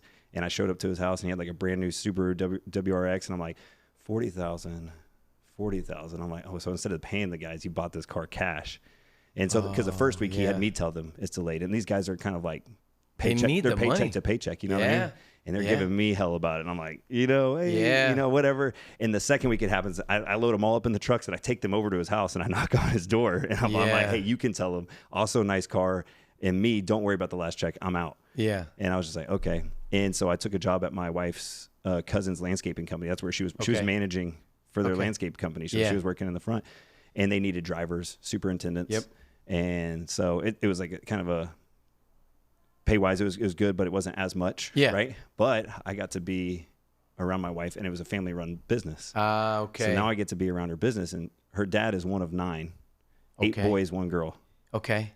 Okay. So she's got a lot of cousins. Yeah. And these guys they're workers. They're big hands, strong guys. Her cousin's great man of Christ, but I mean, they're protectors. Oh yeah. You know what I mean? Yeah. And so I already know what I already know what I look like. So I'm like, this is a perfect opportunity because I can try. Yeah. I have good work ethic. These guys, I can earn their respect through that way. You know what I mean? Because instead of it just being like, oh, here's the story. Like, no, here, let me. Because at this point, are y'all dating? Did y'all start dating right away? Okay. Right away. Yep, right away. So, so I'm able to work there, get to be close to her family, which again was one of my prayers. Yeah. And it was just a really blessed season. I got to learn a lot of things about different things. I hope I got to help out a lot there. And then I was able to save up to get a ring. Oh, wow. And so I got out in October and I proposed to her on my birthday. I made a trip to for Harvest Festival. Yes. What's his name? Greg Laurie. Yeah. His church. Okay. They do Harvest. Where they have like, casting crowns like big at the Angel Stadium in San Diego. So I was like, oh, I really want to go to that. Right. Yeah. Again, I didn't really have music. I'm like, worship music is awesome. Let me go to this thing. And so I did that as like a way to go propose to her on the beach at sunset. Nice. So I saved up so I was able to save up during that time because I was also working for the family. It was, and able to propose, and I was able to ask her dad for for her hand in marriage, which I went to ask, and again, he's man of God, just like heart like David, just super sensitive, soft man to the Spirit. And so I'm asking him, and his eyes are welling up, and he's like, "I love you. It doesn't matter your story. Like, and I know that you love my daughter in this." Her mom, her mom is an extremely intelligent. She went to school, was a concert pianist, physician, one of the top geriatric physicians in the city, known nationwide for a lot of things. So super smart, very to the point, standing behind, hands crossed. And so I gave him a big old hug and I look up and I go, what do you think about that? She goes, I guess I'm okay with it. Or she said, it's not I can't remember, but basically it was like not a yes, but it wasn't a no. It wasn't solid. And I was like, I just gave her a big old hug. I was like, it's better than no. I love you guys, And I was like, now it's time to leave because I don't need to switch this up. Yeah. And I ended up then go down a little bit. My parents moved to Houston, and I had to have a house with my parents as part of my first year. And in the time being married or before being married, and we didn't want to live together. Yeah. But I had to have a house residence. Yeah. And so I asked her parents if I could move in with them for 3 months. Yeah. And so I ended up moving in with them, wow. which again was just a great thing to get closer to them, learn more about them, do that. I went back to school, went to UTSA here, finished. I had 160 hours from everywhere I'd been. I took while I was in prison, any kind of mailing, lessons, again, read every book, write every paper, just doing everything. And so I was butting up against hey, you're going to start paying 2 times the hourly rate if you don't get your degree every class credit. Right. So I went there, got a degree in kinesiology, a minor in psychology. And I was there and I was the guy sitting at the front, you know what I mean? Asking every question. I was at that time. Now I'm, what would I have been? I've been 24, 25. Yep. Different than 17. Oh yeah. Yeah. You're matured. You've seen some things. It's my own money going into it. Yeah. And so I want every dollar that I can get out of this class. And so I was like the curve buster. You know what I mean? Everyone's like, oh, someone got a 97 on the test. Oh, no. 3-point curve, that's it? I mean, that was my goal. You can call me a hater all you want, but that was my goal. I was like, how do I take every point away, Yeah. And so I was reading it not just to pass. Before, it was just pass. Yeah. School was just pass. And now it was no, what is the most I can get out of this? So I'm going in depth, asking the questions, talking to professors afterwards, and they love it too, right? Because they don't want to just tell the boring stuff. They want to they're there to teach it. And so that's anybody who's listening, that's the advice. Go there and learn. They want the same as a coach. I love it when people want to go deep into it, not just be, and I get it. Some people, just need the discipline and that, but then some people really want to be educated on it. Well, it's that's this person's life. They will spend as much time for free telling you about it because they get to share what they love. Yeah. And that was such a blessing. But then I had to try to find a job. Yeah. After, and I don't have the greatest, what was, as far as, because of the situation, let me ask you this. So, you graduate from UTSA? Yep. In what year would that have been? 2016. That would be in 2016. Okay. So then at that point, I'm curious in terms of you are starting to look. You've done welding. You worked at the landscaping business. What were you wanting to do? Train. The whole world was open. I was like, I want to go to the gym. Okay, train. Do what I love. I want to go to the gym. Yeah. So I walk up to some small gyms. I'm like, hey, and part of my capstone is I needed to have an internship somewhere. Yeah. Okay. Yep. And so I'm and no one wants to take me on. Either they're like, you're gonna just steal my clients and go start your own thing. Or, and then my big fear is man, they run that background check. That's not going to be good. You know, because when you get it's not just felony robbery. Like they tack on everything, running from the police, this. I mean, it's probably like an 8-page document. You know what I mean? Yeah. It's just like everything on there. Yeah. And then it's going to show like, spent, 2011, 2014 in the Texas, Texas prison system. So it's like, that's not, so I'm not looking for jobs like that, Right. And I end up applying, well, they're not around, so I can say it, Freedom Fitness. Okay. Right. Yep. And I get there and I hated it. I got the job. I hated it. It's personal training. Okay. But it's like what you see in the movies, and it's the, 30-minute sessions you sell in like $1,200 to $2,400 packs of personal training. And it's like 2 30-minute sessions a week. No one's getting results off that. Nope. I lasted there 10 days because my conscience and I literally like one day pulled up and I was just like, I knew I was being dishonest. Yeah. And the Holy Spirit convicted me. And so at first I called in, I was like, I can't be there today. And I just drove, I had nowhere to go. And I was like, just at this such turmoil. I was like, this is such a great opportunity. This is a corporate job, like to put on your resume. This is going to help you get to the next thing. Just do it, man. Yeah.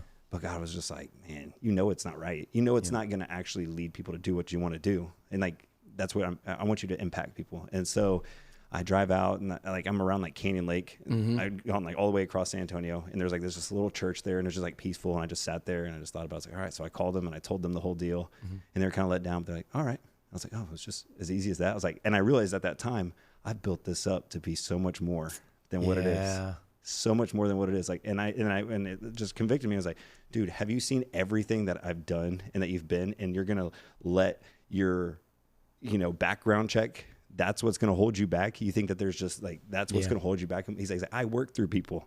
Yeah.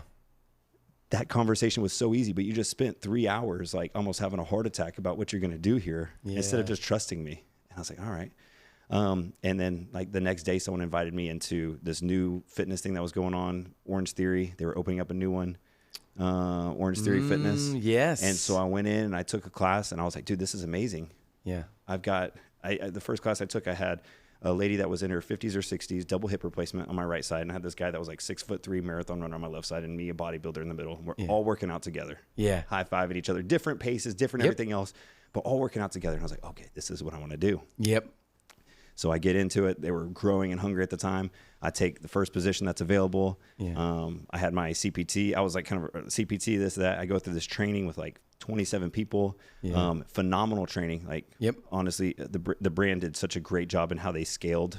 Phenomenal training. I was the only person that passed that training outright, and then a few passed right away. But again, I learned how to learn. I learned how to learn. Yeah. And I was grateful for it. But my biggest fear was public speaking. And so that's why I took the job, because it was a group class, and like, oh, interesting. And I was like, I need to conquer this fear. Yeah. And so, I mean, for the first, I was every single day. I mean, I'm like, oh God, a microphone, like, oh no, Yeah. But I got over it. I learned it. I started as a coach, coached as many classes I could coach. Yeah. Got offered to be a head coach at one, then opened one, and then became a regional coach. And then became a general manager, running multiple, was running like the 2 most successful in the San Antonio, 2 of the most successful in the nation. Wow. The biggest membership per square foot at one of the locations. Yeah. At that time we had almost 1,000 members in like a little 2,400 square foot place. Pop it. Jeez. And so I'm just like, oh, the favor. And so it was great. It's God's favor. Yeah. But then I hit a ceiling, and there was nowhere to really go from there. Okay. So then I got into that same business partner, another franchise called the Drip Bar. Oh yeah, yes. The Drip Bar. And so opened up 4 of those in 6 months. Just so I got to then learn, because I'm very entrepreneurial, right? Yeah. And so that's what also helped me like jump from the coaching side to the sales and operations side. Yeah. I was like really interested in just learning that other side to it. Like, okay, like it's great to impact, but I don't want to impact one person. And so like that's why I went to regionals. Like if I can make great coaches, like I can coach a class of 20, but if I can have 10 people, that's 200. Then it's like, man, if I can teach people how to like market this, because the hardest thing is getting someone in, we can impact more people, right? And so I just kept kind of going up that, and but again, I just hit a ceiling of like where I could effectively go from there. Young family kind of growing. I'm like, man, I want to do more. Like I don't want to just stay doing the same thing. I'm not, and at what point did y'all get married? What year? We got married in 2016. So 26. Okay, so this is during that time. Yep. The Drip Bar too. Drip Bar was what year? Post COVID. So that was. So it's 22, 23, 22. Yeah. So you were doing 22. Orange Theory from basically 17 all the way through 2020. Through 2020. and the owner Yeah. basically created like a whole new way to run it post-COVID. Yeah. Whole new pay structure to keep our staff paid, whole new pay structure to get our coaches to stay and retain. So we were the only ones that retained out of like any fitness brand. Right. And that's when I became, which is hard to do during that time. Well, when I became a head coach, I jokingly told him, I said, hey, my goal is to have the highest paid trainers, the highest paid coaches, and kind of laugh, like thinking that. Yeah. And then I remember him being like, hey, why is our payroll so much higher? And I'm like, well, because of this, but I had created like a compensation so that the more they did, the better they did. Yep. So then you find high achievers who want to do more and that want to be a part and invest. Yep. Smart. And so it was like a joking thought, but like to me, I was like serious. I was like, no, I want to, because when I was a coach, me and one of my really good buddies, shout out to Andy Backzilla, one of the guy who got me into bodybuilding. Actually. Okay. He was my first like Orange Theory head coach. I think him and I were the only two like full-time male coaches. Okay. You know? Yeah. And so everywhere I'd go, I'd be like, oh, cool. What else do you do? I'm like, no, I'm a coach. Yeah, but what do you do outside of like group fitness? Because like it was really new. And my goal was like, man, how can somebody make a sustainable living doing this? Right. So you have professionals and not people that are just going in there to be cheerleaders and, you know, people Or that just are doing it like a side gig. Yeah. Right. Yeah. You didn't want side gig. Somebody who's invested. Yep. Just like I was going into class. That's like educating themselves, getting to know people, and like being like pursuant of the craft. You know, just like a doctor or a lawyer would. You know, they're not just half doing it; like they're doing it on and off the clock. Yeah. And so that was my goal. And so I created that post-COVID. We created a whole different way to work the system, treat it like a restaurant, basically everything else just to keep it open and going. Yeah. But again, I kind of like, because of that, everything dropped back. So it was like, instead of going forward, everything went backwards. Yeah. During COVID. But I would imagine too, like you go from that, because obviously you're excelling at a high level with Orange Theory, and then you go to the Drip Bar, which it's a whole different game. Whole different game. Whole different game. You're not doing group classes. You're trying to get IVs. Yep. And so what was the biggest struggle doing when you went to the Drip and starting that franchise? That the most successful part of the business was people who wanted the easy button, the fat loss shot. I didn't want to market to that person. I just didn't want to, you know? It's so I want funny. people who want to try. Yeah. And so I'm like, you know, this will be a successful business and it's great. And there was great, and I met some great people there. I met people who had like autoimmune disease, everybody who needed it. But then there's also the people who don't need it. Yeah. And they'll pay. And they wanted the love shortcut. it, and they want the shortcut. Yeah. And I didn't love it. I didn't love it, you know, and I couldn't get up and like want to go do that and serve that. And so I, you know, struggled with that, and I was like, all right, I need to do what I said I would do. Let's get these up and operating, get them to a good level, you know, and then I need to go find something else, you know. And so I started looking on franchise elevators. I was like, I had always had an idea for my own gym. And I think I was actually just plugged into different franchise elevators. And so I kind of drawn up my own concept, looking at the funding, all right, looking at what to do with it, talked to my mentor of mine, and like I was asking for advice. He's like, cool, I'm in. I'm like, I wasn't asking for like, he's like, yeah, I'm in. I'm like, man, that's awesome. And so which is great because he had a lot of like the financing side figured out. I had like I thought I knew, but I had very small amount of knowledge on it. And ChatGPT still wasn't quite there yet. Now, I mean, you could figure it out like this. I mean, it's so easy. Different world. You know? Yeah. But I mean, I would Google things, but you'd get different stuff. And so I was but either way, I was like, I'll figure it out. It's like my own thing. I'll dive in to it head first. And then I found ISI Elite Training. Yes. And first of all, which is out of North Carolina. Yeah. Right? Charlotte. Yeah, Charlotte. Yeah. And what does ISI stand for? Iron sharpens iron. That's what I thought. Proverbs 27:17. Yes. Iron sharpens iron as one person sharpens another. Yes. And so what I loved about Orange Theory was that you could have such a different demographic doing the same workout. Yes. In most gyms, Lifetime, even sometimes Golds like this, you get one type of person at a certain time, and you get one type of person at a certain class or certain part of the gym, right? Yep. Basketball players are all going to be the same. Yep. Weightlifters are all going to be the same. Zumba's all going to be the same, which is great. Yeah. But you miss so much exchange when you could have this bodybuilder and this like 65-year-old lady, you know, when you can have this young kid and this grown man, you know, these conversations that can happen that need to happen, and like this grinding with each other, and like still some similarities, but also like you need different people. Yeah. And that's what I think Orange Theory did the best. What I didn't love about Orange Theory, and as most coaches, like they didn't do the workouts as much because it also had a low ceiling, right? Like, it's great for getting people up to fitness and you can challenge it. but there's only a certain amount of weights. There's only a certain amount of time. The coaching level is still kind of there. And so I wanted like more elite level of training, right? Yeah. And so this workout, like I was like, oh, the videos look cool, the colors look cool, the message behind it is cool. I was like, this sounds pretty. And I was like, and the marketing part, like the branding is done, right? Yep. And I didn't want to do the branding. Like honestly, like that's what I was kind of leaving behind last to do. And I had the mentality, which I'm super glad I didn't. And a lot of people do, a lot of trainers do, is that I'll open a great gym and everybody will just come in. They'll just know they'll know it's a great workout and they'll just show up. Nope. Here, let me pay you to train. You know what I mean? Yeah. No, you got to have a brand. You got to have a name. Even with the franchise being new to San Antonio, that was our biggest struggle the first 14 months, right? Yep. Is getting known.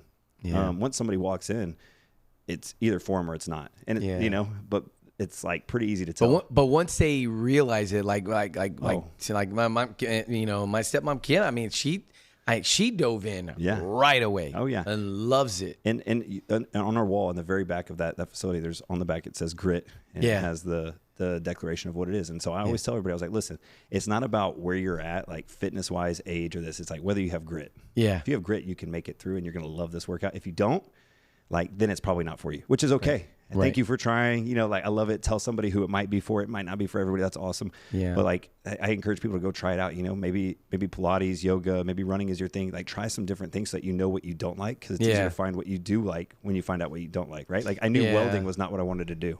I was like, I don't want to do this. It was hard on my body, and I appreciated what my body could do, and I couldn't work out like I wanted to work out when I was working 12, 14 hours in small spaces, getting burned, like all the time. And I was like, it took a lot away from me. And so I was like, that's not what I want to do. Okay, let me go try the next thing. Landscaping was great doing that. But again, it was hot outside effort. It wasn't a workout. It was work. But you see a lot of those guys, they still got big old bellies. There's a difference between work and then specific working out. And I was like, I want to be an athlete. That's why I wanted to be a commando or be like, because I wanted something where I could train to be like a professional athlete doing that service. And so, not everything is for everybody. I get that. Yeah. There's plenty of space and there's plenty of things for people to try. But like, I just knew, I was like, okay, this is more of my line of working out. How'd you find it? How'd you find ISI? I literally searching different franchises? It was an ad that came to me. No way. Yeah, it was an ad that came to me. Wow. Because I own a franchise. I own Luxury Home Magazine. Yep. It's a real estate publication. And usually when you find a franchise, it's already like bought. Like someone already owns the master. Like I remember Corner Bakery. Yep. And we went to our first Corner Bakery, and I remember sitting there and I looked at Christina and I was like, we got to bring this to San Antonio. Mm-hmm. And we come home, boom, we look it up. The whole entire master franchise for San Antonio is already bought. Yep. It was already bought. So when you find out that it was available, like how long before, going down that road to opening it, how long did it take? Yeah, it was super new. And so ISI, it's not new as a brand, it was new as a franchise. So okay. Adam Rice, the founder, had run his own and had decided to franchise it, and they opened their first franchise in 2019. Okay. So then you can see where they didn't jump off super fast, because then 2020 comes and like, they've got two or three, and they're just like, yep. And so we were kind of like the first relaunch after that group, of finding into it. So I think they probably put marketing into it and everything. Yeah. And so this is 2023. Well, what number were you then? What number franchise are you then? We are, so the numbers are, we opened up and we were like in the 30s. Okay, yeah. So you're early adopter. And there's none in Texas. Yeah. Yeah. Actually, there was one in Arlington that opened the same time that we did. Okay. Yeah. But really, they're all in like the Charlotte area. There was like one in Florida, and then they started popping up. So now there's 50, 60 plus in just the last like year and a half. That's cool. And there's more licenses. There's a ton that are in development right now. So a lot of them have like multiple licenses or they're in development, but there's already like 4 in Texas. And you have 2 of them. Right, we have 2 of them. Yeah. And we have 2 more licenses. Yeah. And I know that there's another 2 in Houston coming. There's 3 in Austin that are coming. So like there's a lot that are in the pipeline coming. That's cool. So it's just like really kind of re-swelling up. Yeah. But I saw the workout and I was like, this is like what I do. Yeah. You know what I mean? And then we did a meet the team where we fly out, kind of see their business development, what they do for the brand, see what the facilities actually look like in person. I loved it. I walked in, I was like, this is cool. This is cool. You knew it. Yeah. So if you were to describe ISI, somebody that's listening to this or in their car, and you're like, I want to describe ISI in one sentence, maybe 2, of like what makes it unique. Like what is it and what makes it unique? Yeah. So it's strength focus. Okay. Coach led. And then we have differentiating days. So Each day is upper body, lower body, or total body. Yeah. So you're not just doing total body every single day, beating up the knees every single day. You're not just beating up the shoulders every single day. Okay. We work in 12-week programs.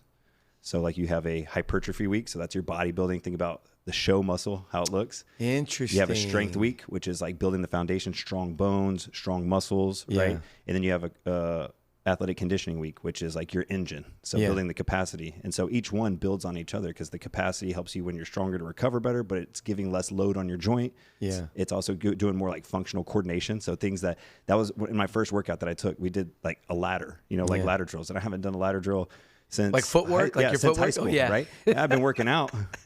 And all of a sudden I was like, why are my feet not moving as fast as they should? Like I'm telling them to move fast, that they're not, but it's something that if you don't work it, you don't use it, you lose it. 100%. And so a lot of it's those little things there that aren't sexy that you don't do in the gym, but that's like where you get your confidence, because that's where like you can jump around on the playground for your kids. You can like move fast, like you feel good getting off the floor versus like your joints get stuck in an angle. You know what I mean? It's really those lighter things, right? Yeah, it's almost those quick twitch muscles too, right? Yep. Like because when I started doing my Ironman training or triathlon training, you don't really work on any quick twitch, and you don't do anything laterally. Yeah, you do nothing side to side. Zero. You do nothing side to side. So it's like you can't turn like fast. Yes. It's like, oh yeah, I could run back and forth. That's fine. I can bike straight up and down. But let me turn my hips real quick. Like, oh wait, they don't work that way. Yeah. Like basketball, every once in a while, my son would want to play basketball, and that was my thing. I loved it, but those quick twitch muscles, it's a little bit harder. Okay, so now you have this going, and it's your gym is y'all are growing. You've got two gyms open. Where are they located so everybody knows? So we've got ISI Evans Crossing, which is up north at Boulevardy and Evans Road. Okay, and then we have ISI Alamo Heights, that's down on Broadway. Oh, nice. Very nice. Broadway Central, right there between Alamo Heights, Terrell Heights, and Almas Park. It's a great location. Yep. Great location. And so now when you think about running a business, I'm curious because obviously, you've got a young family. How many children do you have now? 3 kids. We've got 3, 4, 6, about to turn 7. Oh, man, that's fun. Oh, yeah. So you're in it. You are in it. Yeah. All my girls? Wife and I. 1 boy, 2 girls. And the boy, the oldest? Yep. Oh, man, perfect. that's and perfect. He's caring. So he's actually not rambunctious. He's the easiest of them. Caring, smart. So he kind of is the leader of the pack, honestly. Yeah. So he takes the brunt, and being the oldest boy, he's going to always take the brunt, but he's going to be a strong man. Yeah, he has to. And so when you think about, running a business, what do you think has been the biggest thing that you've learned now that you have your own franchise that you're running? What is the biggest thing if other entrepreneurs, if you were to give them the one tip, what is that tip that you would give them? One, you got to try, right? You can read all day. You got to do something. You got to get mentorship. Yeah. In fitness, I mean, I sell it, so I'm going to tell you, but you're going to make gains in your fitness when you have a coach. Your Paragon, right?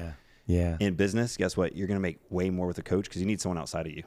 And you have to be outside of your business as well. So we worked inside the business for money reasons in the beginning, and you got to do that, right? But you got to set a season to get outside of it because someone's got to have the vision and the value, and someone's got to be able to redirect people. And you can't do it when you're in there day to day. And that's the toughest part because it's your baby, Yeah. And no one's going to care about it the way that you care about it. Yeah. But you've got to be a leader, which means you got to let other people take the reins. You got to let them lead. You got to let them fail. You got to let them have their own lessons, and you got to be a teacher. Into it. One of my favorite books is Jocko's Extreme Ownership. Yes, that's a good one. And I think I would say, hey, you got to do something, a book to read, read that. Yeah. And then go start applying those with your vision, your values. You won't fail. Yeah. You won't fail as long as you're persistent. And that's the thing too. Like a lot of people, they redirect and they change every. Or they'll 6 try months. and then they try something new. Yep. They try something else. They try something else. You got to stick with it, and you got to Yeah. fail forward, and you got to be consistent and have a progress through the process. And you're going to stall out. Yeah. But it's like every time we have a bad month, guess what? The next month is really great.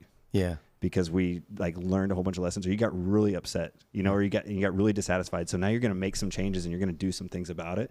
Yeah. And so I think, for an entrepreneur is get in there and then have the ownership to own it and own your feelings and own the people that you have in there and then develop a team. That's the second greatest thing. Yeah. For If me, you don't it's have the right team, it's just not my going to goal work. has always been to scale, and we're continue to scale and grow, and we want to have more. But that only happens if we can reproduce it, and you can only do that with a team. And so you got to have A players. What is the vision now for ISI San Antonio? How many more? Can you open more? Yep. Is that do you have the whole franchise for San Antonio? So we'll do 4 for sure. 4, okay. And then there's a couple different options for what we do after that, whether we go to other areas or whether we expand around us, or I kind of have the idea of going to having another place because I'd like to travel. I have a 10-year goal of having a business in a different city or different state that I have to fly to. Okay. Because I want to get a pilot's license. There you go. And then so having a reason to kind of be able to commute that way. And I think that'll be the next test. Once I can get these really smooth, they're up and running, they're smooth, but like really, really smooth there with, all 4 open here. Have you already started your pilot license? Have you already started the process? I haven't. But that's a 10-year goal. That's a 10-year goal. That. That's a 10-year goal is to have that and then have a reason, to have somewhere else to go, not just to travel, but to travel and to do that, but then also to have that, I think would just be and the flexibility to fly your own plane. I mean, that's even more fun. One of our members in my contractor for the last one, he's a pilot, and so my wife for my birthday got me a like the exploratory flight. Okay, and so where you go and you fly it. And they teach you and you do everything but the landing, and it was a blast. Did it out of New Braunfels. The instructor was awesome. I was like, okay, I think I did. So he's like, oh yeah, you can come fly with me anytime. And so again, this was recent. This was just in August, and I'm like, okay, this is something that now we've been talking, and so I'm like putting in the vision of like, okay, how do I get this to work and to be like a part of it? So it's not just this extra add-on, but it's a part of what we're trying to do as a family, not just for me, because it'd be easy, right? Yeah. If you're just by yourself, like for sure. Like, how is it a part of the family? How does it mix in with their ages? How does it mix in with wanting to travel, business? So I'm curious because now we've got the full arc. Yep. Right, the full arc of high school, what happened, what transpired. I'm curious now because I've got a 16-year-old. Yep. Okay, he's 16. He's a sophomore at Cornerstone. Yep. Okay. Obviously, he's grown up in a very structured. He's always been to church. Ever since he was little, whatnot. But I'm curious, what do you say to a young man if you were in a room with a group of young men that are they're just looking at the world from a different vision than even what I looked at the world, right? Yep. And what do you say to these kids that were like you, that just had that mindset, that may have been a little that you were looking at the world in a different way. You were looking at it black and white or gray before it became cover. What would be the one thing that you'd want to say to them? How do you find their purpose? So a lot of times we try to direct them and find their purpose for them, but like it's self-discovery. So how do we help them find their purpose? And mine is the negative side. Find what they don't want to do. So how do you go interact and find things that you don't want to do? So then you're going to go naturally travel to the things that you want to, or the path of easiest resistance, right? Yeah. So let's like find some resistance so that you're like, okay, I don't want to do that. I don't want to do that. With sports, a lot of times it's like, oh, I'm going to put them in the sport that I like, but it's like maybe you put them in 3 sports, find out which ones they don't like, don't do those, and then put them in another 3 sports. Keep the ones they really like, but continue to kind of change it out to give them that option.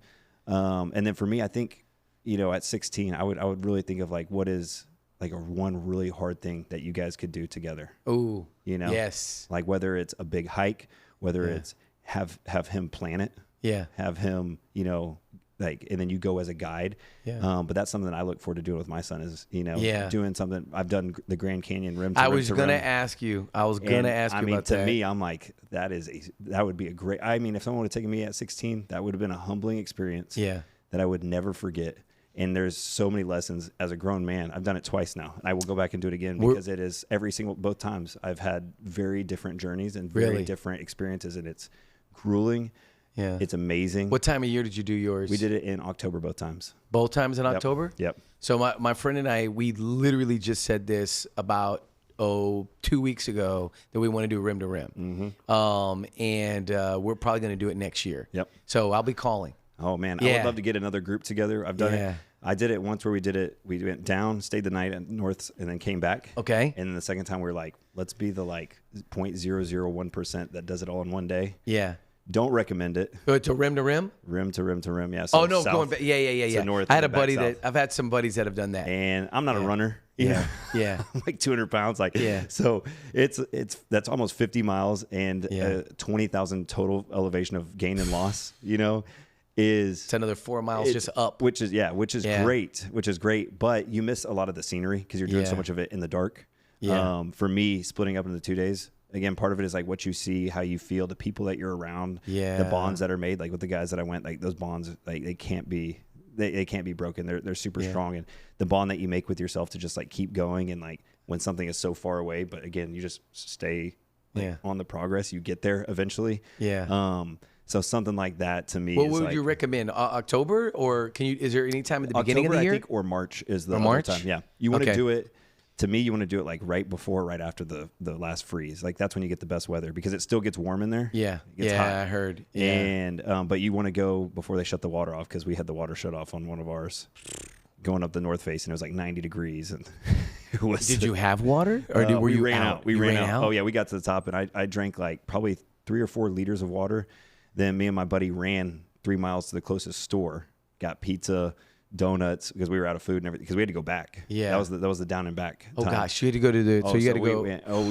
We put an extra little 5K on it just to, and then luckily someone was nice enough to give us a ride back to so we didn't have to run the 3 miles back. Oh my word. But we brought food to everybody, I mean, donut, everything. Like we were starving by the time that we got up there. Was that before or after Ironman?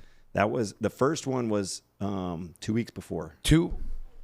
You're really a glutton for punishment. So 2 weeks before Ironman, you did the rim to rim, this will be a good pre-training, rim to rim. Did you rim to rim? Stayed the night and then went back. Okay, got it. And then the second one was just 2 years ago. Okay, yeah, wow. So I did it in 21 and 23. Okay.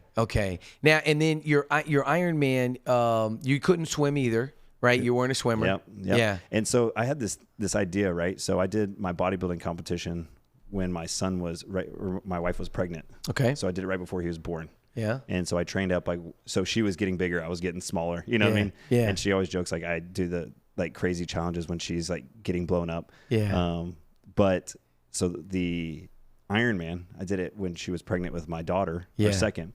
And I thought, or actually after we had just had her. Yeah. We had just had her. And my thought was like, I was pretty useless for that first like 6 months. Like I had like 2 jobs, keep her laughing and like holding, but like at night, like there was a lot of times where I'm just like kind of, so I was like, okay, I'll get a bike that I can put in the garage in a treadmill and I'll still be around, but there's not much for me to do. But I didn't realize that with the second, like someone's got to take care of the first one. Yeah. You can't just be gone for like 3 or 4 hours. You know what I mean? So I did like no long workout. So I was like, okay, my only priority is I got to be able to swim, and I couldn't swim one length of the pool, like I just sank. Yeah. I still sink. I'm still not proficient at all. Yeah. So, and I couldn't swim the whole distance until the Monday before. So that Monday before, I put my wetsuit on, went to my neighborhood pool, and just like put my watch on. I was like, till I get 4,000 meters, I'm not going to touch the bottom. If that means I got a doggy paddle, I was like, and I think I just like let go. Yeah. And because it's that just calmness, right? Yeah. Like that's what it really is. That's what it comes down to. It just comes down to like being able to just like relax. And so I blow bubbles underwater. Then I figured out how to relax, and then how to slow down. Like, because I thought I had slowed down, but like if you're still you're reaching a little too much, that's where your heart rate just gets up. You panic, your face is in the water. And I was like, oh, I'm just going to be here for 2.5, 3 hours, maybe, like just doggy paddling. I was like, whatever. So then I slowed down, and all of a sudden I was comfortable, confident with it. And I was like, oh, that's it. Yeah. And so did you ever do a century ride before the Ironman? Did you ever do a 100-miler? No, I think 60 miles was the furthest I'd gone. You're an animal. That's wild, Spenser. Yeah. So you didn't get over 60, and then you sign up for an Ironman. Yep. And what was the longest run you had ever done? I had run a marathon. Oh, you had? Okay. And that marathon I signed up, I had never run more than 5 miles before doing it, though. And you're just like, I'm going to try. I just knew. I knew. I always said, I'm like, I think if you strength train enough, you know what I mean? Like the body has the resistance training to it, To a certain degree. And so don't recommend it, but I think you can. So this is what I figured out through it anecdotally, right? You can. It's the recovery. That's the difference. Yes. Right? 100%. Because I did better in some of those things than people who trained all the way up to it. However, my night was a lot different than their night, I guarantee it. The marathon, that is for sure. I ran a fever the night before because you have so much tissue breakdown that your body's not used to, that your body thinks you're being attacked by a virus, basically. Yes. So your fever goes up, appetite goes down, which is like the opposite of what you need. You need to cool down. You need to like slow down. You need your heart rate to come down, and you need to eat. And I remember like sitting in bed, like eating a pan of muffins, shoving and I just was like, you couldn't do it, but I needed to because I was so depleted, and I was like, I need, like, in order to feel good tomorrow, like I need to do this, but I just didn't want to. And I was like, oh, this is the most horrible feeling ever. Yeah. So I would say that's the biggest difference, right? Yeah. Is you got to have that volume. You got to have the time on your feet. Yeah. Or time in the saddle. And that's the thing. Like when it comes to training, most people don't want to dedicate that kind of time. And that's what Ironman. I mean, that's just what time. it is. It's time. Okay. One more question going back, because I think it's really important. Somebody that's if you were in a group of kids and they're not on the right path, and you're looking at yourself, you know, that at that point when you were 17, you know, when that incident happened, you knew you weren't. I'm sure you knew, like, hey, I'm not doing what I need to be doing. If you were talking to a group of kids, what do you say to that group? I mean, someone's got to have them. Like in my instance, I would say, like, does anybody even care? Does anybody even know my name? Like, people knew my name, but like, again, I wasn't a standout athlete. So I didn't get all the attention from the coaches. I wasn't a star student. I only got the negative attention. And so I think I acted out too to get that, you know? And my parents, again, there was 3 boys. They were young parents. They were working hard. But there's only so much attention that they can give to each person. Yeah. But if you got a young man that's got a lot of energy and a big vision, like, he needs a lot of he needs work. Yeah. You know what I mean? He needs good, hard work, and he needs to be pushed, and he needs to be taught lessons. And challenged. Really challenged. Yeah. And I was just lacking challenge. And so it would be like, hey, what are you going to do to challenge these kids? Or like, what are they part of? And so sports is a great way, but it's not always the way, because you can get lost, because these schools have thousands of kids and there's hundreds of kids on these teams. And so to me, it's like, all right, that's why I put them in a whole bunch of things, because maybe tennis, like, there's more one-on-one, or wrestling, or jiu-jitsu, there's more one-on-one versus football, or maybe football is their thing and they get to have community, but they still probably need something where they're getting one-on-one, where someone knows them, someone gets to challenge them, someone gets to chase them, find out what their gifts, their talents are, and like reward them based on that, not just on like what everybody's is as a whole. Yeah, no, that's good. That's good. I love hearing your story, because I feel like, I guess if you were to look back and let's just go back to the middle of your 30 days of solitary confinement. And if do you think at any of those points, the vision of where your life is now, married, 3 kids, owner of a franchise, the success that you have built, obviously God has blessed it, right? In that 30 days of solitary confinement, at any point, did you see the vision of it being like it is today? No, not at all. Yeah. Not at all. I had no idea what I was going to do. I knew that I did have confidence that whatever it would be good, because God would be in it. Yeah. And I also know that I'm not somebody who settles, and I'm kind of a jack of all trades. So I like to go find and figure things out. And at that time, I was starting to learn that God knew how I was made and what I was made for. And so if I could just follow his steps, he would put me in the right paths and places to use my gifts and talents. Yeah. Right. Because otherwise I was looking at what other people had and I didn't have. Yeah. And that's just a waste of time. It doesn't get you anywhere. And so I got to have that opportunity, I think, just to see like, hey, you know what, just do. And then like I'm not responsible for the outcome. Like I like to think that. I love that. And even today, like if we're talking about businesses, I'm like, my goal is I want to have $100 million business. Like my goal is, and I do believe I will have $100 million business, unless God's like, no, actually you're going to go do this instead. Yeah. But right now on my current path, it will be a conglomerate of a few ideas that I have, built together with a few teams, because what I like to do is create opportunities. What God has taught me is that I want to build teams so I can give opportunities to other people, because that's what like fires me up. Like all the money, all this does this, but I know how many people I can impact if I get to this size. I know that this membership level, I've got this many members, and I have this team, and I have a manager that can make this, and I have coaches that can make this.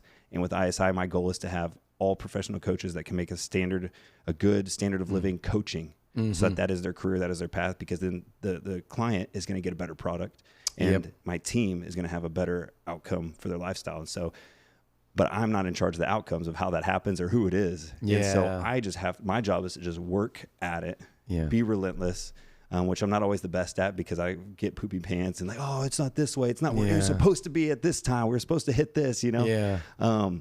But I do have a foundational optimistic belief that it will work out, and it will absolutely work out to his greatest good. Yeah. And that's the outcome that matters. And my outcome is just like to keep me working today. Yeah. And then tomorrow, like the outcome can shift, but I know that the direction that I'm going. I love that. Like I remember like distinctly sitting my son down, and I said, have you ever heard this term, practice makes? And he goes, oh yeah, practice makes perfect. And I said, no, you're never going to be perfect. I said, I don't care how much you practice. Yep. I said, practice makes progress. Mm-hmm. And I heard him the other day tell that to somebody. That's awesome. That's awesome. And I was like, what did you just say? He listens to me sometimes. I was like, but that's the thing. It's right. Like practice makes progress, because you're never going to be at perfection, but you got to try. Yep. You got to get in the process of wanting to be better, even desiring that, to be better. And so if you book that you give away the most, what's the book? Is it Jocko's Extreme Ownership? Probably. It's just, I think it's foundational to so many things. Many things. It's a great book, and obviously he's super motivational too. Yep. Right at the end, he's just because he's just the practice, like constantly. He's relentless in the process of practicing and just doing it consistently. And he's known for discipline equals freedom, right? Which there's so much truth to that, and that's what I found out. Like becoming a Christian is like, at first you think it's the 10 Commandments and the rules, but it's like you have freedom when you have discipline, because now you know the bounds to like work, and you have a foundation to push off of. Versus like there's no freedom in quote unquote freedom, because there's just loss, and like you're never going anywhere, like in space you can't move, right? Because there's nothing to push off of. You need the bounds of gravity so that you can push off the ground. Like in space, like you're just floating around. That's the same idea. Like you need discipline, you need constraints that you can then motivate and push off of. 100%. Okay, so we like to end on Diary of a CEO. These are conversation cards, and they're super cool because each one of them has a scan, and it basically goes to that person who they asked a question to. Oh. So this is the person that he gets questions that will go to a guest. Like he gets a list of questions, and then the guest will get that question, and then they can answer it. So you get 2 cards, all right, and you pick the best question, and then we both answer. All right. That sound fun? All right. All right. So pick 2 cards there, and then take a look at both, and then tell me which one. We'll read it, and then whichever one you pick, I got to answer too. All right. I'll ask you. You answer first? No, you go first. I got it first? You go first. Yeah. Well, mine's easy. I think I already talked about it, so we get to hear about you. So okay. Who was the person who first believed in you? Oh, that's funny. We literally just had that last podcast. That's so wild. Yes. Please. So go ahead. I think my parents obviously believed in me first, but I would say probably the most impactful person was probably Hannah. Through her discipleship, probably the most like integral, believing in me and like seeing it. I told you about like the pastor I went to and other people who kind of turned me away of like, oh yeah, that's good that you said it. And I get it. Now I get it looking back. To me, it was so real that I was like, how can you not know this difference? Yeah. And she was the first person that like took that at face value, trusted it, and then acted on it as if it was absolutely true with like full intention of like, hey, I'm gonna teach this guy. I'm gonna love this guy as a brother in Christ. And like, he's got a crazy story, and like, I'm gonna stay 10 feet away just in case, but I'll yell to him about what's going on. And so that's, but it says a lot of who she is in her character. Yeah. Which is super cool. So y'all be celebrating 10 years next year. Yep. Right? 10 years of marriage? Yep. That's fantastic. That's super cool, man. Super cool. It's a blessing. Huge blessing. It's a blessing. Let me see what your other one was. If you could be part of any brand or company, past, present, which would it be and why? Yeah, I could see why you picked this one. Now, I shared one of the people who believed in me first. I shared about my mom, and I shared this story on the last podcast about ITT Technical School. So I won't share that. I'll share a similar story of my mom believing in me. This is super funny, and I don't think I've shared this on the podcast. Again, mom first to believe in me, and in middle school. They did tryouts, and I mean, I was a basketball guy. Like, I was hardcore. In 6th grade, I told my teacher that I was going to go to the NBA. Nice. Okay, and I think at that time I might have been 5'2", at that point.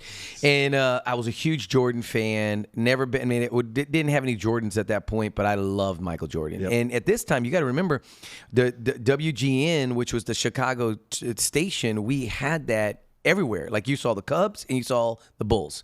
So I was always watching. Anyway, so go to tryouts, and I had been I mean, I had been practicing layups, jump shots.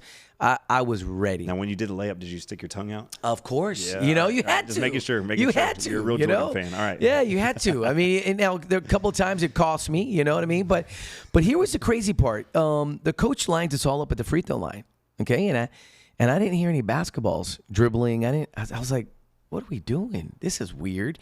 So as we're all going, moving. And as we get up to the free throw line, I have the ball in my hand, and I'm like, okay, if it's a free throw, like I'm going to make it. Mm-hmm. If it's a layup, I'm going to make it. And the coach says, touch the net. And I just was like, okay. So, I mean, I thought I could touch the net. I believe I can fly. Exactly. So I take off running. I jump. Spenser, I didn't even get close. Okay, I told you I was 5'2", yeah. right? I didn't even get close. The coach literally goes, "You go over there," and they had A team, so all the guys that were tall who could touch the net, they were all on A. Then you had B team, and then you had C team. You ever heard of C team? Do you remember C team? I do. You remember that? We called it. They called it Go Team. Go. By the time I got to it, they got Yes, Go Team because the it was Go a little Team. bit nicer.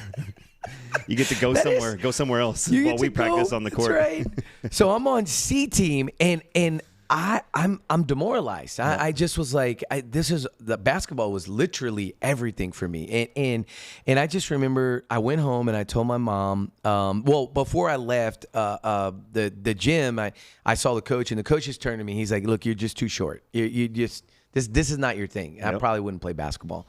And I went home, told my mom what the coach said, and I said, I'm going to quit. I'm not going to play anymore. I said, it's stupid. I don't want to play anymore.